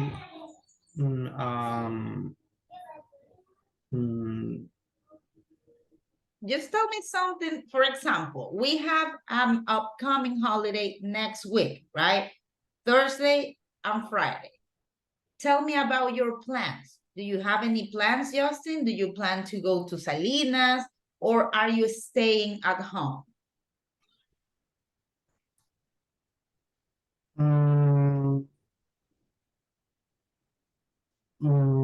In Salinas, Montañita, Okay, you like, family. okay. This is pool. Okay. So you like to go to the Salinas and Montañita? escaping. Sí, Okay. yes. Okay, thank you, Justin. Byron Reyes. Byron Reyes. What do you like to do on holidays?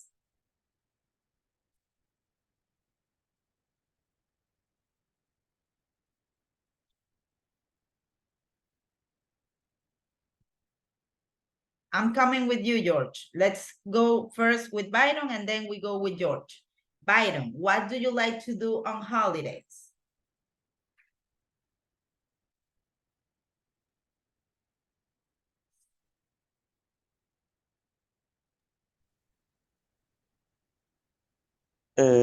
sea, mm,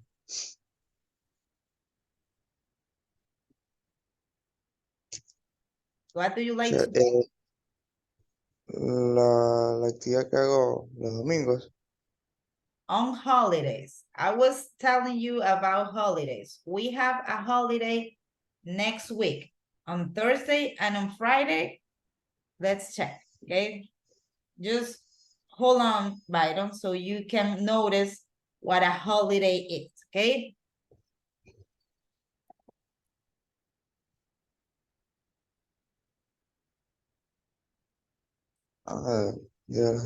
Okay, that is a holiday, right? All Souls Days, Día de los Difuntos, that is a holiday. Another holiday is Christmas, right? This is another holiday. This year, it's gonna be Monday, December 25th. Another holiday, it's Carnival.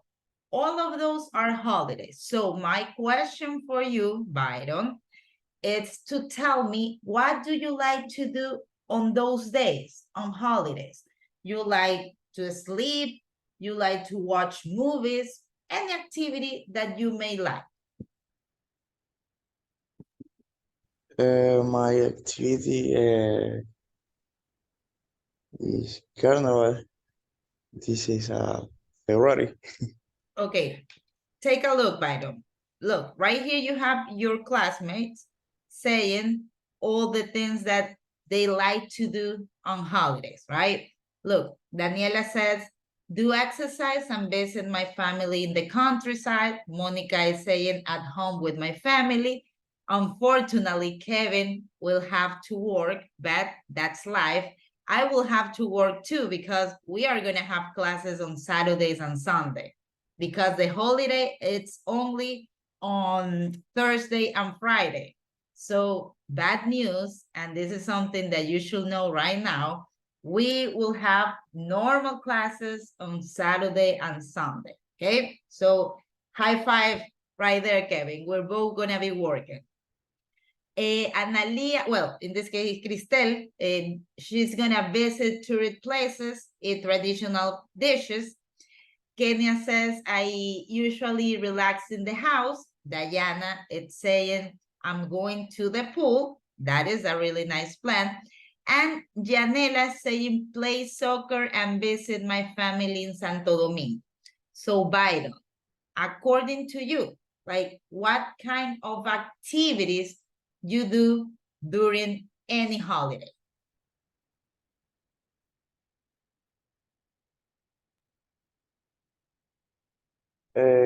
Holiday is play gaming. Okay. Play what? Play soccer? Play video games? Yes, the play game is Call of Duty. Call of Duty? Okay, so you are gonna be playing video games. Okay, Byron, thank you very much. George, what about you? What are your plans for holidays? Okay,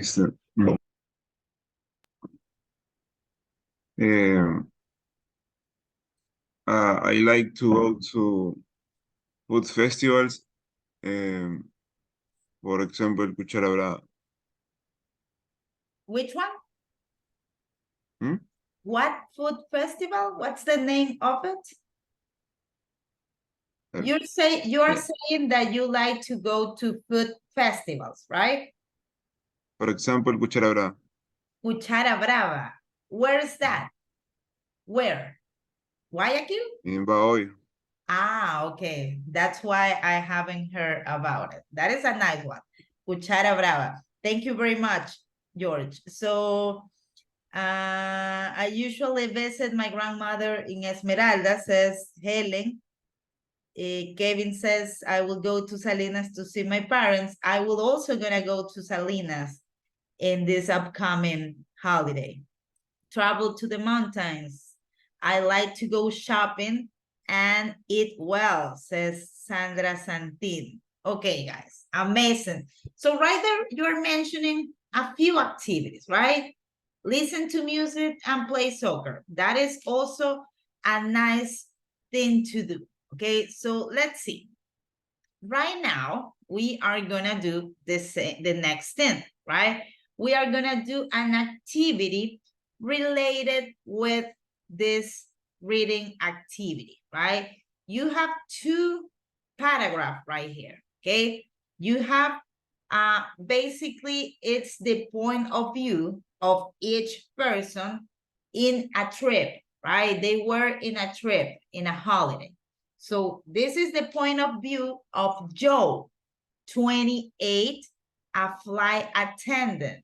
And this one right here, it's Laura, right? Not Laura. Laura, it's Spanish. Laura, it's in English. 26, and she is a nurse. So do I have any volunteer to read Joel's point of view? Anybody? Yo, teacher. Okay, Sandra, so I'm gonna make this. Yo también quisiera. Okay, so you go, Nancy, with the next one, okay? Sandra, it's gonna read Joe's point of view, and Nancy, it's gonna read Laura's point of view. Just let me. Okay, so take a look on the title, right?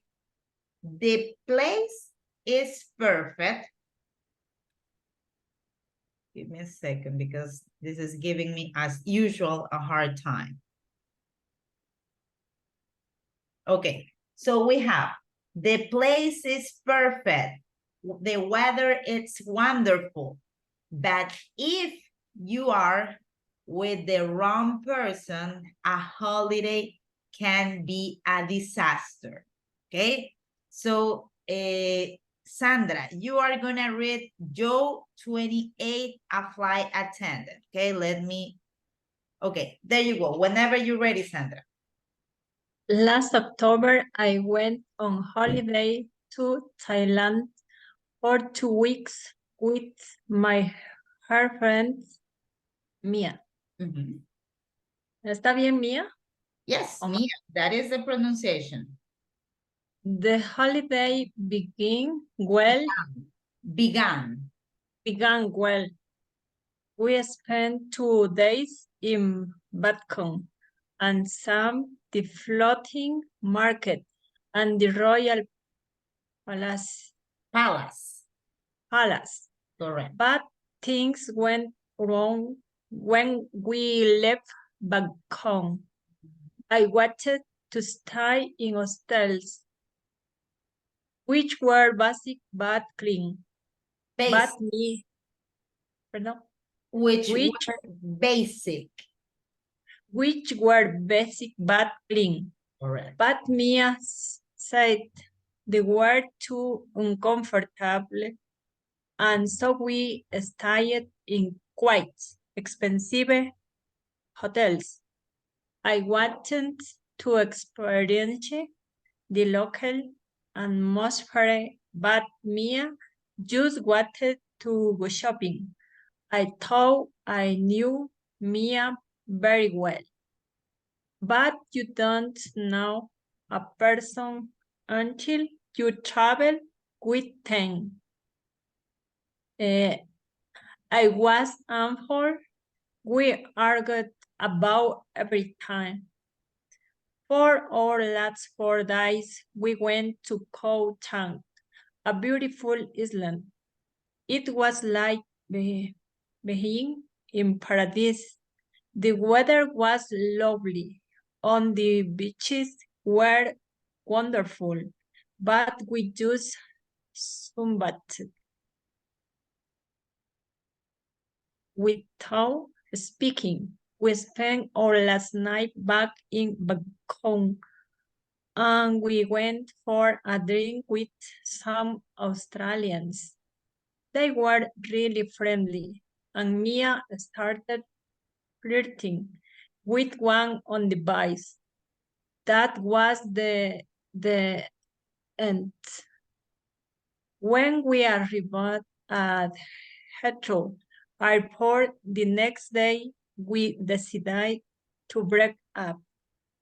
I took hundreds of photos, but when I got home, I didn't show them to anyone. Correct. Amazing job. Thank you very much, Sandra, for that. Okay, I'm gonna tell you the pronunciation of some of the words because this is new language, right? So it's perfectly fine that probably you don't know how to properly pronounce. Okay, so for example, right here, let me check which one was it. Okay, this one right here, right? This is quite a long word. So the correct pronunciation of this, it's uncomfortable, right? Uncomfortable. So the stress goes right here, uncomfortable. Also, this one right here, expensive, expensive, right? That a lot of money, right? Expensive. Also, this one right here, atmosphere, atmosphere. Then we also have, let me check which one is it. This one right here. Remember, it's no Iceland, it's island, okay? Island. This is a common mistake, right? But remember, no Iceland, but island, island. Another one, it's this one, paradise, right? Paradise, paraíso, paradise. And another one was this one right here, decide, decide, okay? Decide. And the last one, took, is the past tense of take, took, okay? So that is the point of view of Joe. Now, I wanna also know the point of view of Laura. So because of that, I'm gonna ask in this case to Nancy to read the point of view of Laura. Okay, so whenever you're ready, Nancy, go ahead. Okay. Last spring, my best friend Isabel and I booked a holiday in Venice. We rented a small apartment for a week with a fantastic view of the canals. At the last moment, another friend, Linda, asked us if she would, if she could come too. We feel sorry for her because she had problems with her boyfriend, so we said yes. Venice was magical and the weather was perfect, but the holiday was a disaster for one simple reason. Linda was so mean. She has a good job, so she's not poor, but she just didn't want to pay for any time. When we went sightseeing, she didn't want to go to any museums or galleries that cost money. When we went on a gondola, she complained that it was very expensive.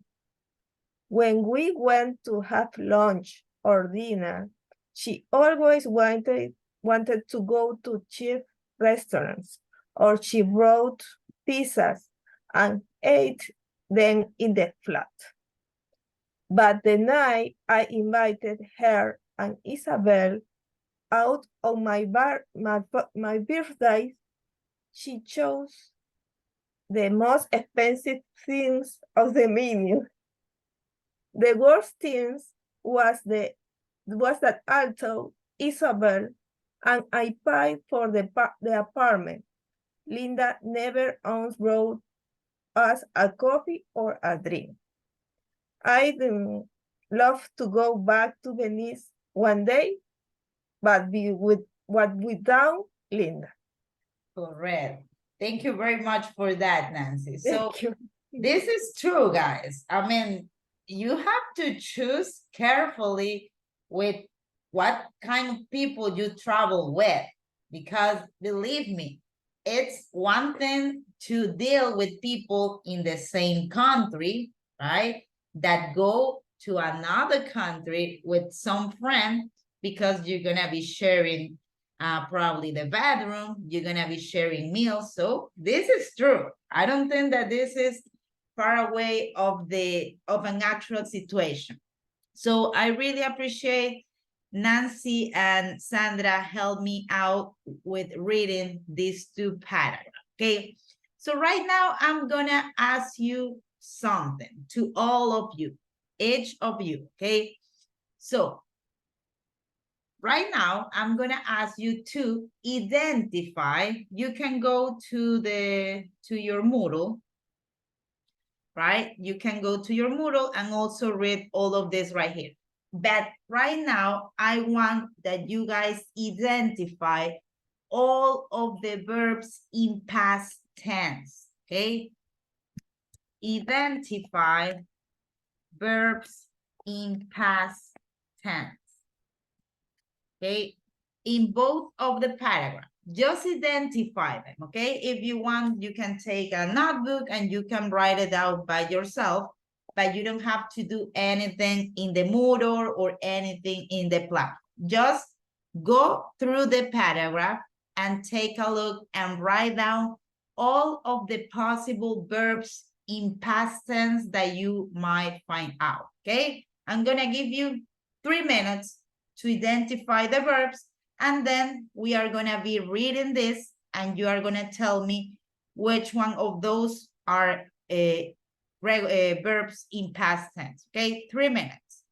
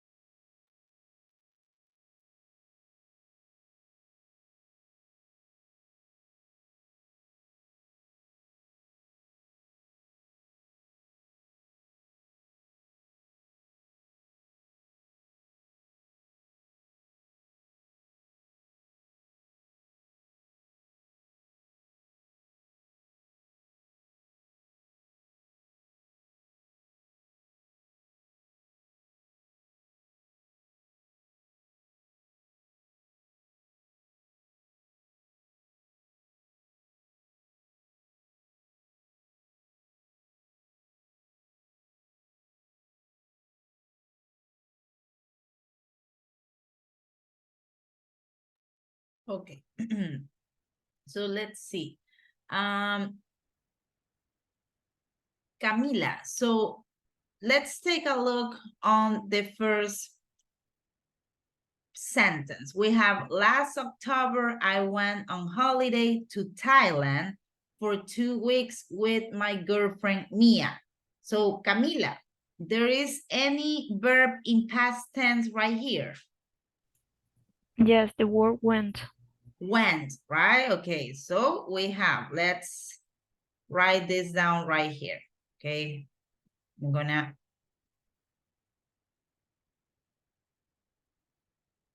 Camila said went, and I agree with her. Thank you, Camila.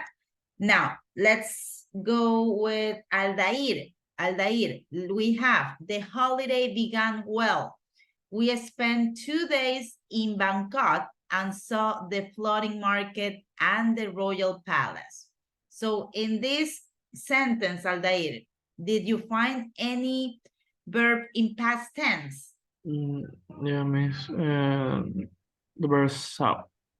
The verb saw, okay, let's write it down. Okay, so saw. Do you see any other verb in this sentence? Aldair? Yeah, spent. Spent, correct. Spent. And we still have one verb left. So which one do you think it is? Began, maybe. Correct. Began. Amazing. Thank you very much, Aldair. Let's continue with Yael Vera. So I have that things went wrong when we left Bangkok. There is any verb in past tense in that sentence, Yael? Went.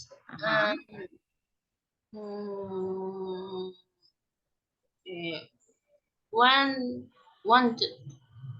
Well, wanted is right here, but we are in this one, in this sentence. That things went wrong. And wrong. Wrong, well, wrong is actually, look, wrong, it's the opposite of right. Okay, Yeah. so this is a noun. Yes, I'm sorry, this is an adjective. So it's not a verb. So, but there is still another verb that you're missing. You already say went, right? We have Only went. Went, and still you have one more verb left. So look, but things went wrong when we left Bangkok. Left, correct. That is the verb, okay? Great job, Jael, thank you. Now, well, Jael also said wanted right here, so I'm gonna write it down. And let's go with Juan. Juan, I wanted to stay in hostels, which were basic but clean, but Mia said they were too uncomfortable, so we stayed in quite expensive hotels. So this is a pretty long sentence, Juan. So were you able to find any past tense verbs in those sentences right there? Wanted. Correct. Wanted. What else? Where. Where. Correct. Said. Stayed. Okay. Said. Said. Okay. Say. What else? Yes, stayed. Stay. Correct. So we have where. You also said, okay, wanted, where, stayed, and said. Okay. Said, stay, where, and that's it. Amazing. Thank you very much, Juan. Now, let's continue. Daniela Vélez. Daniela, I'm going to read the next sentence and you are going to tell me if you find any past tense verbs, okay? I wanted to experience the local atmosphere, but Mia just wanted to go shopping. I thought I knew Mia very well, but you don't know a person until you travel with them. It was awful. We argue about everything. So Daniela, in that sentence, do you find any past tense verbs? No estoy segura, pero creo que es wanted. Yes, wanted. So this one right here, right? Wanted. Okay. Anything else? Creo que también shopping. No, shopping, in this case, shopping, it's like a verb, right? It's like I go shopping some clothes. Okay, but shopping, it's a verb, but it's in present progressive, ¿verdad? Está en presente progresivo. Mira el ing, ¿verdad? So no past tense. So keep going. Okay, Daniela, we have, I thought I knew Mia very well.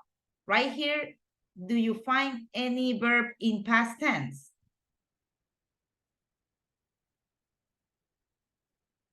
Creo que no. Okay, we have one. Okay, Daniela, we have thought. I thought I knew.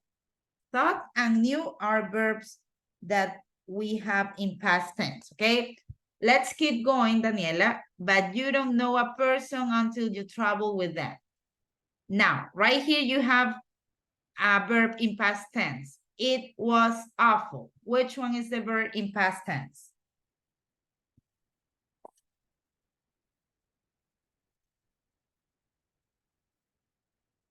Was.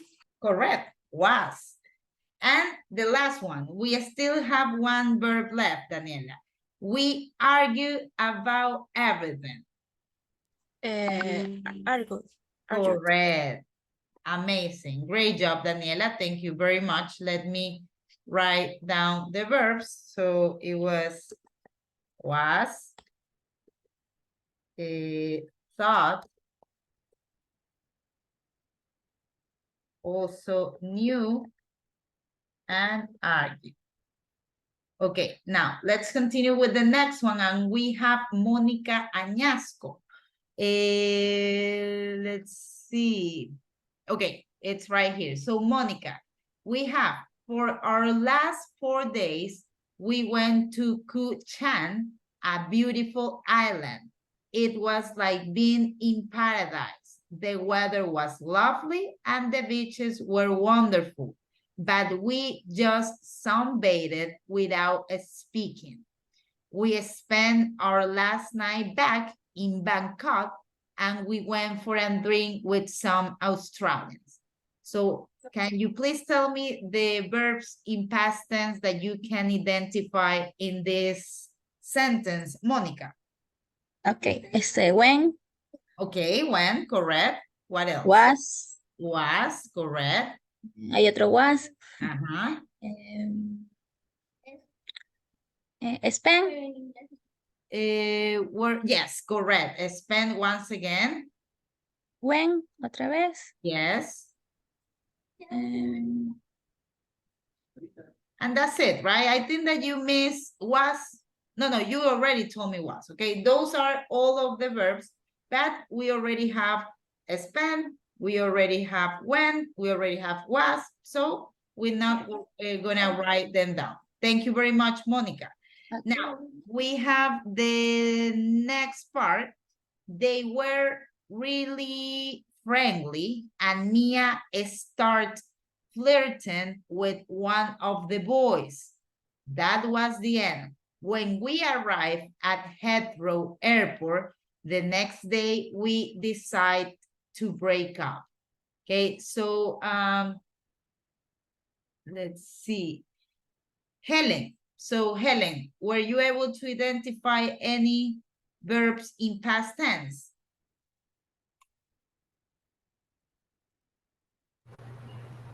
Started. Correct, started. What else?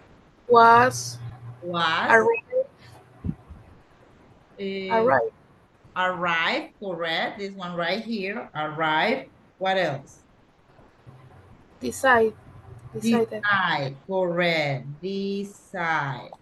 Okay, and what about this one, Helen? I took hundreds of photos, but when I got home, I didn't show them to anyone.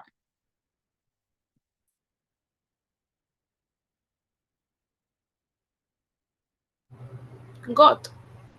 Got, correct. Got is a verb in past tense. And you also have two more. Look, I took hundreds of photos. Hundreds. Remember, this is 100, 200. This is a number, right? But this is the correct. Took, right? It's the past tense of take. Correct. And notice something. Thank you, Helen. That we have didn't show. Right here we have an auxiliary, right? So this is past tense, but in negative. Okay. So I was asking you for identify all of these verbs because this is the topic of this current unit, the verbs in past tense. Let's remember something. We have regular verbs and irregular verbs. Okay, so I'm asking you, went, it's a regular verb or irregular? Irregular. It's irregular, right? So this is an irregular verb because when we change this verb, it completely changed, right? Just like this. This is the base form of the verb. It's go, right? This is the infinitive. And this is the past tense. So it's irregular. What about so? So it's regular or irregular? Irregular. Irregular as well, because once again, the infinitive is see, and the past tense, it's so, right? Now, let's continue. What about spend? Regular. Regular or irregular? Regular. Irregular, correct. It's irregular because the infinitive, it's spent with D. So this one right here, it's past tense. Began, regular or irregular? Irregular. Irregular. It's also irregular because in this case, the infinitive, it's begin. And the past tense is began. What about left? Regular or irregular? Irregular. Irregular, correct. So in this case, it's the infinitive leave and the past tense left. Now we have the next one, wanted. Regular. Regular or irregular? Regular. It's Regular. regular. Correct. This one, it's regular. So this is the nice kind of verbs because right here, the infinitive, it's basically the same thing, right? Without the ed. Okay, so that is the thing with regulars and irregular verbs. As you can see, the irregular verbs, they change completely. But the regular verbs, basically, you only add ed. So set, regular or irregular? Irregular. Irregular? Irregular. Okay. Yes. So look, the infinitive of set, it's say. So the past tense, it's said. The rule says that we don't do this, right? Because the rule says that whenever we have a regular verb that ends with Y, we change it, right? And it stays like this. So this one right here, it's regular, okay? Este es un verbo regular. What about a state? Regular or irregular? Regular. Regular, because if you go with the infinitive, it's only stay, correct. So past tense, you add the ed. Now, these ones right here, guys, these are not common verbs. These are the verb to be, right? Remember, the verb to be, in this case, is are, the infinitive, in present, and this one, it's is. Entonces, estos no son verbos regulares. Was y were son verbo to be, ¿verdad? Example, como que yo diría, I am, she is happy, right? Presente. Pero digamos que ya no está feliz, que se amargó el día, ¿verdad? She was happy, ¿verdad? So this is what I want to make it clear. These two are the verb to be, but in past tense, okay?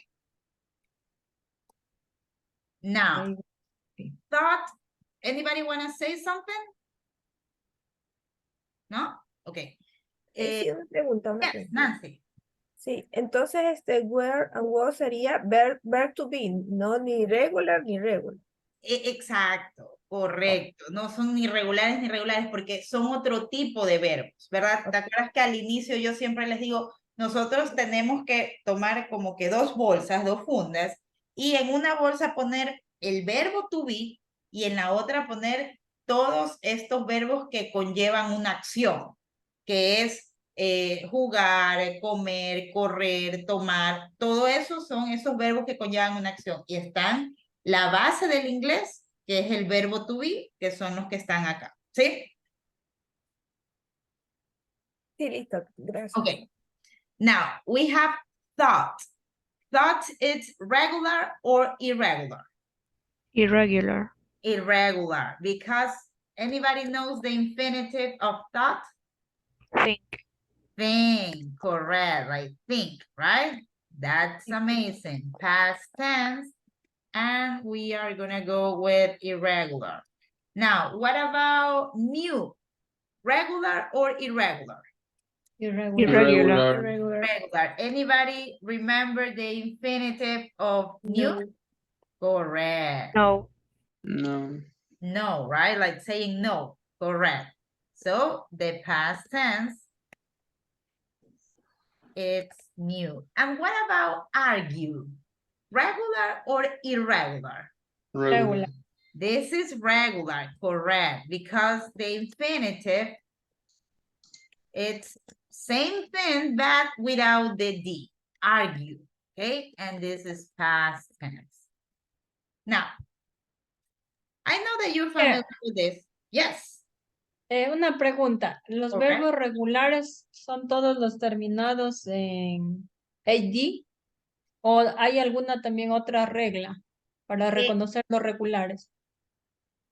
Es que no, ahí viene la mala noticia, que ya se las he dicho antes y que más que seguro que tú te acuerdas, Sandra. Esto no es que hay una regla como tal, ¿no? Los verbos regulares e irregulares toca aprendérselos, no de aquí a mañana, sino que con la práctica y con el tiempo, ¿no? Una buena manera, por ejemplo, es practicar con los que uno más usa, ¿verdad? Por ejemplo, los verbos que son básicos. Eat, comer. Watch, ver, ¿verdad? Talk, cook. Son verbos que se lo utiliza casi para cualquier ejemplo. Entonces, esos verbos yo comenzar a darme cuenta cuáles son regulares y cuáles son irregulares, ¿verdad? Porque deben acordarse los que ya han estado conmigo que siempre les digo de una lista, ¿verdad? De una lista en donde están solo los verbos irregulares. So you go irregular verb list. You have many of those. Okay, so that is up to you, the one that fits you better, because you are going to have some lists that you are going to have even the meaning in Spanish, right? For example, let's see this one. I really like this one right here. But if you want to double check with the meaning, you can check this one right here, for example, right? You have the infinitive, that is the base form of the verb, es la forma base del verbo. También se suele llamar B1, la forma B1.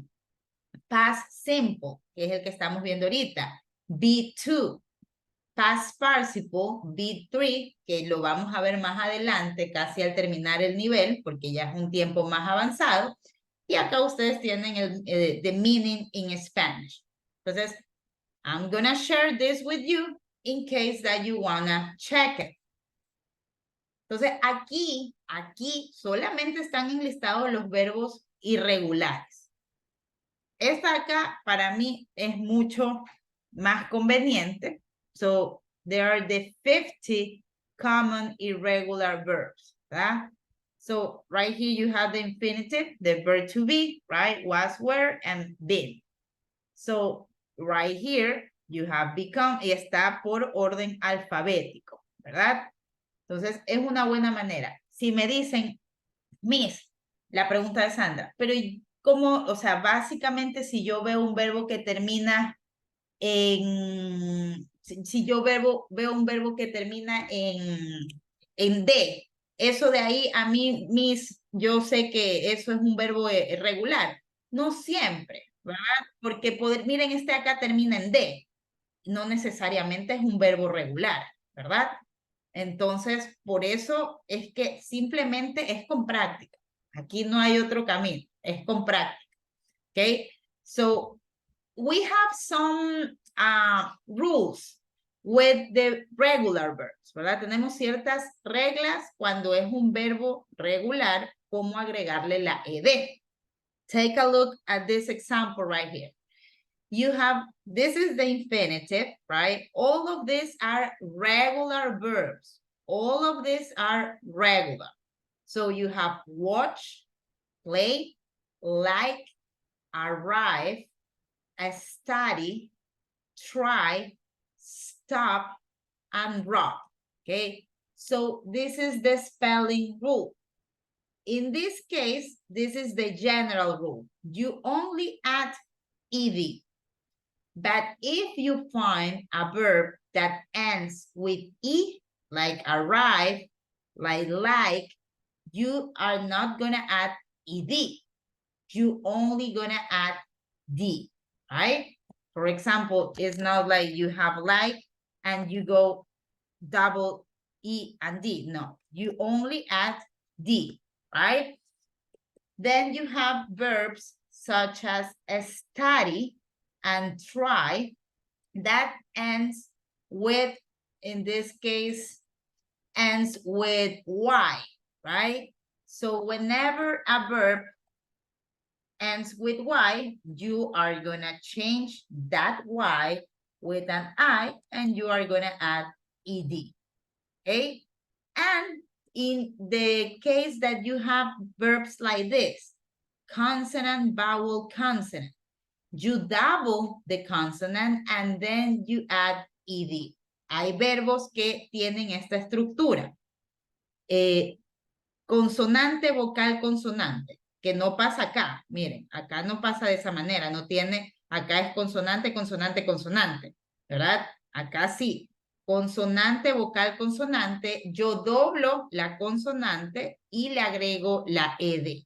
Okay? So it will be stopped, rock. Okay? That is the general rule with regular verbs. And this is the thing I was telling you about, right? Regular verbs are the ones that the change, it's tiny, it's minimum. You barely see the change, right? And you usually add ed. And the irregular verbs are the ones that they change huge, right? And you have a list to double check. So right here you have 10 examples of regulars and irregular verbs, right? And this is the thing I was telling you. B1 is the base form, infinitive. B2, it's past tense, the one that we are using right now. And B3, it's past participle. It's a tense that we are gonna cover later on. These are irregulars and all of these are regulars. Check. Accept, and then you only add ed. Same thing with act, bake, behave, right? So you have some examples right here. Okay, so right here you have the struct, right? Once again, remember that the past tense is to talk about activities that are already right there in the past. You can no longer do anything about it. It's to talk about historical facts. Like in 1998, we got, I don't know. So es para hechos históricos, ¿verdad? Para cosas que ya quedaron en el pasado. That is past tense. So we have the present that we already checked. And right now we are on past tense. And this is the structure. We have the subject, the verb in past tense, and the complement. Aquí no hay tercera persona, no hay ese, no hay nada de eso. So only this way. Subject, verb in past tense, and complement. Marta played soccer last year. You watched movies last month. Okay. Another example, I could say he, I could say, let's see, talk to his mother yesterday, right? So take a look. We have third person, but it's not that I'm gonna add an S. No, no S in this case.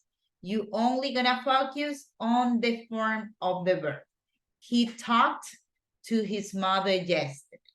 Now, in the negative structure, we are gonna be adding the auxiliary didn't, right? That is the contraction of did not. This is the contraction. So we have Marta didn't play soccer last year. Notice something. We are not gonna add ed right here. You are gonna be using the base form of the verb because right here you already have the auxiliary.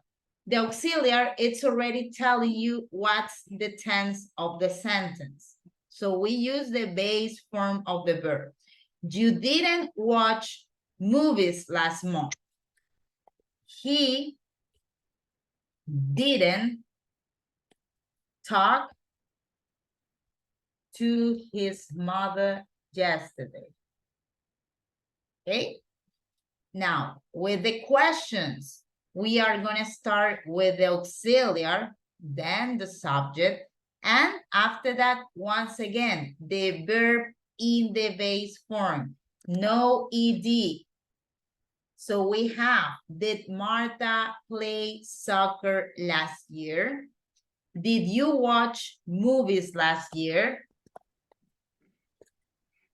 Teacher, Yes, Kevin. una consulta. No dice he didn't talk. ¿No sería solo talk?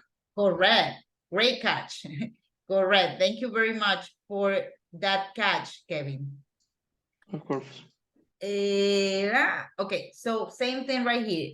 Did he talk to his mother yesterday?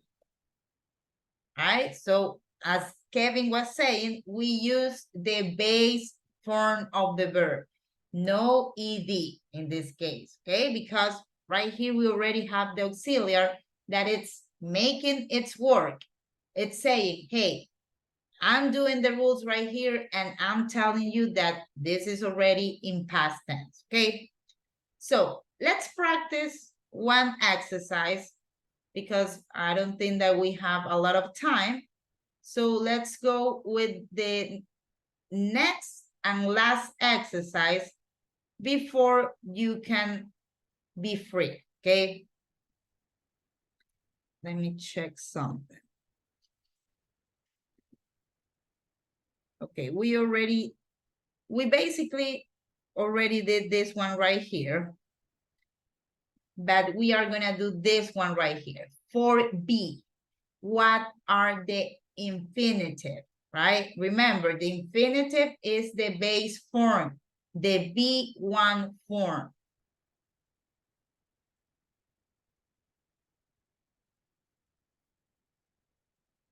This is the infinitive, B1, the original form of the verb. So right here you have what are the infinitive, okay? You guys are gonna have to only try to identify if, for example, book it's regular or irregular. So you are gonna have to decide, it's right here, probably it's book, or probably it's some other verb. You can go and check it on the list, okay? So let's have 3 minutes to check the infinitive of each of these verbs, and then we can check your answers, okay?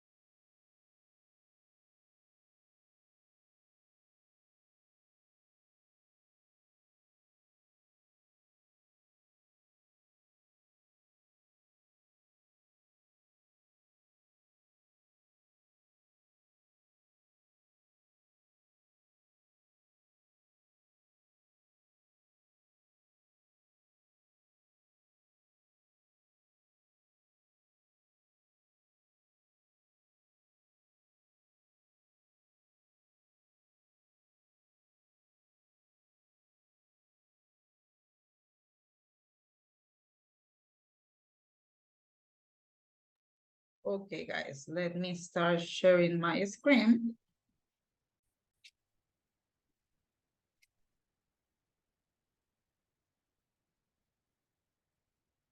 Okay, so Camila. So first of all, Camila, book, it's regular or irregular? Regular. It's regular. Okay, so can you please spell, how would you write the word book, the infinitive? B-O-O-K. Great thing with the double O. Amazing. Thank you very much, Camila. Now, what about Elizabeth? Elizabeth, cost, it's regular or irregular?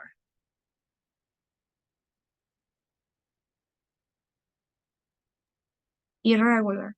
It's irregular. So how would you spell the infinitive of cost? To cost. To cost, yes, it's correct. Lo que dice Elizabeth es correcto. Por lo general, cuando nos referimos a los infinitivos es to book, to cost, ¿verdad? But in this case, we are only gonna go with the verb, not the to book, to cost. But it is correct, okay? So notice that in this case, it's the same, right? It's the same spelling, the same pronunciation. That's why it's irregular. Thank you, Elizabeth.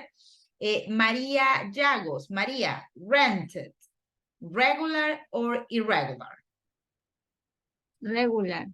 Regular. How can you please spell, how would you write the infinitive?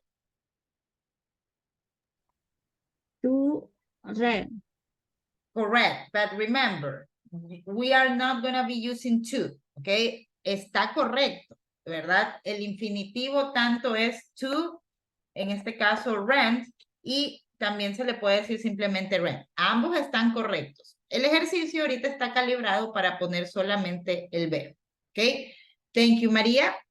Melanie Guarco, complaint, regular or irregular? Regular. Okay, how would you spell the infinitive? Complain, C-O-M-P-L-A-I-N. Correct. Great pronunciation. Thank you very much, Melanie. Juan Cedeño, the next one, acts.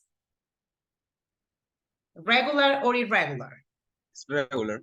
Regular, right? So how would you spell the infinitive? A-S-K. A-S-K. Amazing. Great job. Thank you very much, Juan. Cristel, the next one, please. Wanted. Regular or irregular? Regular. Regular. How would you spell the infinitive? Want. Want, right? W-A-N-T. Want. Thank you very much, Cristel. Yael, the next one. Cool. Regular, regular or irregular? Regular. Okay, what's the infinitive? Cold. In this case, it will be can. Can, okay? I'm gonna give you an example, Jael. Look. Let's say I tell you, I can swim, right? I can swim. Right now, at this moment, I can swim. Yo sé nadar, yo puedo nadar. But let's say that I got a bad injury in my shoulder, right? And at this point, I can no longer swim. So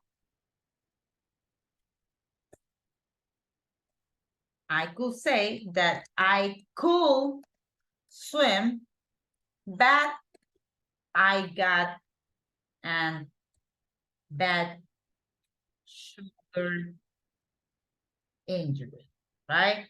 So I was able to swim before, but right now, I mean, I could swim. Yo podía nadar, pero tuve una lesión en el hombro, so right now I'm not able to swim, okay? Now, let's see the next one. But, Mónica Añasco. Bye. Bye, correct. Can you please spell it for me, Monica? B-U-Y. Correct. Great job. Thank you, Monica. Let's continue with the next one. Felt, Gianna. Irregular. Irregular, right? Can you please spell it for me, the infinitive? F-E-E-L. Correct. Feel, right? Amazing, Gianna. Good job. Kenya, the next one. Hey. Jorge, your mic, please. I don't want to go through that situation once again. Thank you. Kenya, so we have 8. It. It, correct. Can you please spell it? Yes. E-A-T. Correct. Amazing job. Thank you, Kenya. So we have hat. Scarlett Takuri. What's the infinitive? Have. Have. Can you please spell it for me? H-A-B-E. Yes, correct. Amazing job, Kenya. I'm sorry, Scarlett. Kevin, the next one. Invited. Regular or irregular? Regular. Okay, so how would you spell it? Is invite. Invite, right? This one is invited, and Invited. this is invite. Correct. Invite. It will be I-N-V-I-T-E. Correct. Amazing. Thank you very much, Kevin. Now we have set, right? Set. So in this case, if you check the list, you are going to see that in some of the list, set, look, set, regular, or irregular. People usually debate about this, right? But it's irregular. So you have it right here, right? So in this case, you have it that it's set. Then you have choose. Let's see. Nancy. Is choose. How would you write it? Is C-H-W-S-E.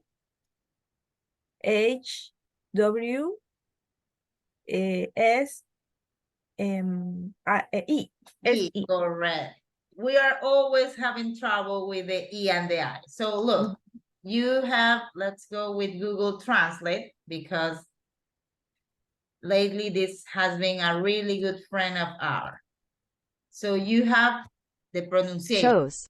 Chose, right? But this one is choose.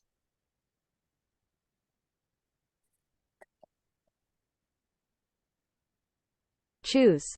Choose, right? It's a slightly different, but there is a difference.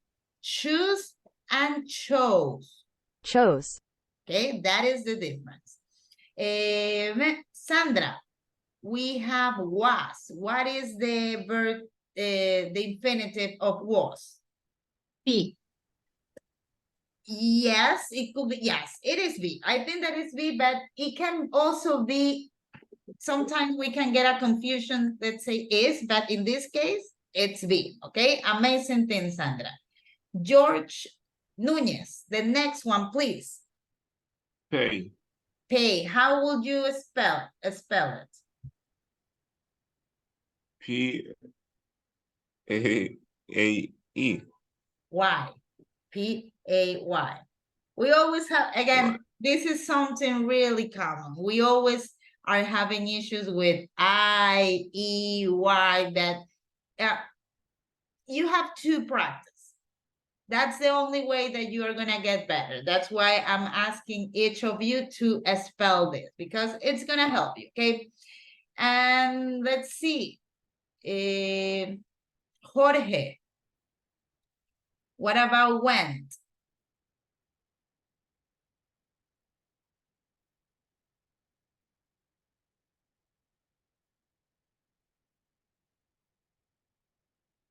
It's Jorge right here. No, Jorge. Jorge. What's the infinitive of went? Go. Go, teacher. Go. Okay. How will you spell it, Jorge?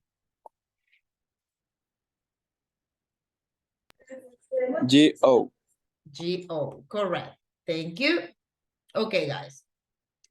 It's almost time. Thank God we have power, right? And today, apparently, Senel told people that we won't have any power shortage, but I mean, with these people, you never know. So we're gonna stop right now, okay? But, let me tell you something.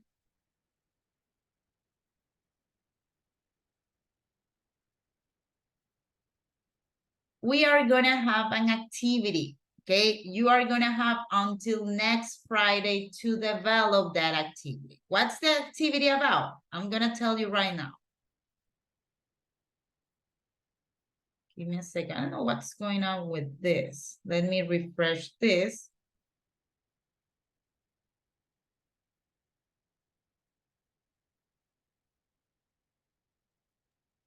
Y una pregunta.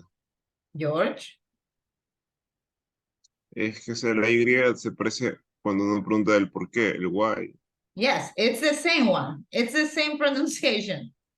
De hecho, en inglés informal, cuando, por ejemplo, cuando nosotros escribimos, ¿verdad? Por decirles, estamos escribiendo en WhatsApp, ¿no? Y en lugar de poner toda la palabra,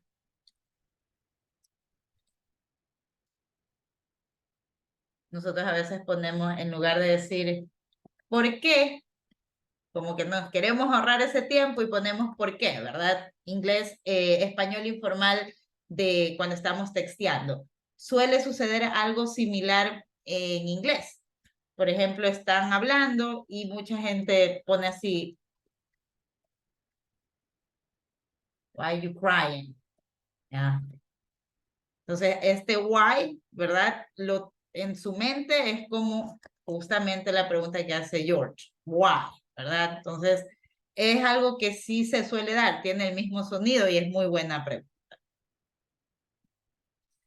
Okay, so look, the activity that you have to develop, it's a tiny one, okay? It's a tiny one. It's a worksheet of past simple, so you can, let me open this. You can practice what we were covering today, okay? I'm gonna tell you really clear what's the deal with this. Voy a dejar de compartir un ratito porque aparentemente cuando comparto se pone como que un poquito más lento. Permítanme un segundo y ya les vuelvo a compartir para darles las instrucciones.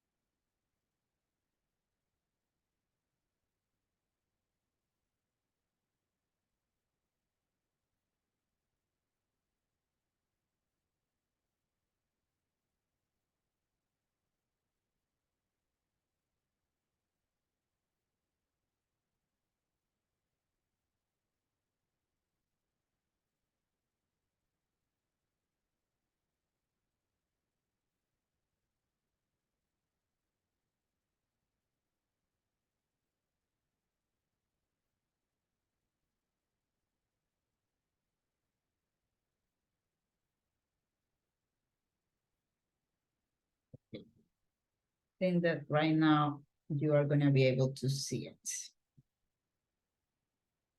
Okay. So the only activity that you will need to do is there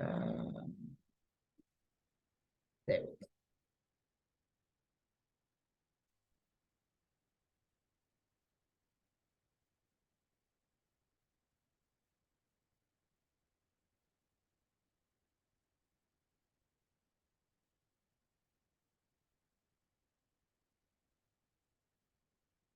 Okay, and then now you're gonna be able to see it. Okay, you are gonna find the, what's the deal with this?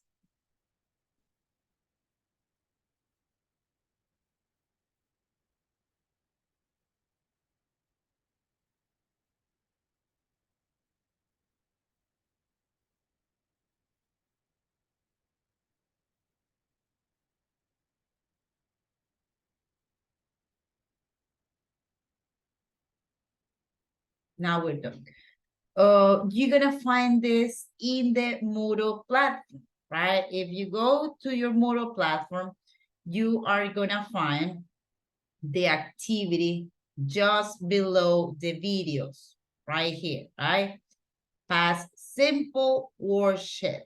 So right here, if you click into this, you are gonna be able to find the file, because as this says is a worksheet, right? You are gonna have to upload this until Friday, November 3rd at, well, you're gonna have until 12 a.m. Okay, so right here you have the instruction. Develop the following worksheet and upload it in this section.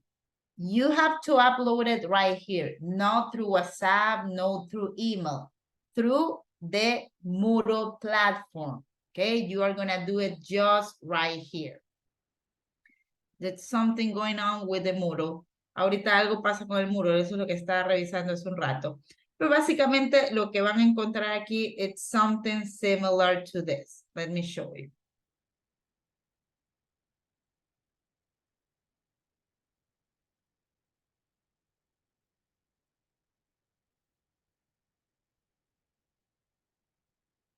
Okay, so basically are some exercises, and right here you have the instructions, okay? That is the only thing that you need to do.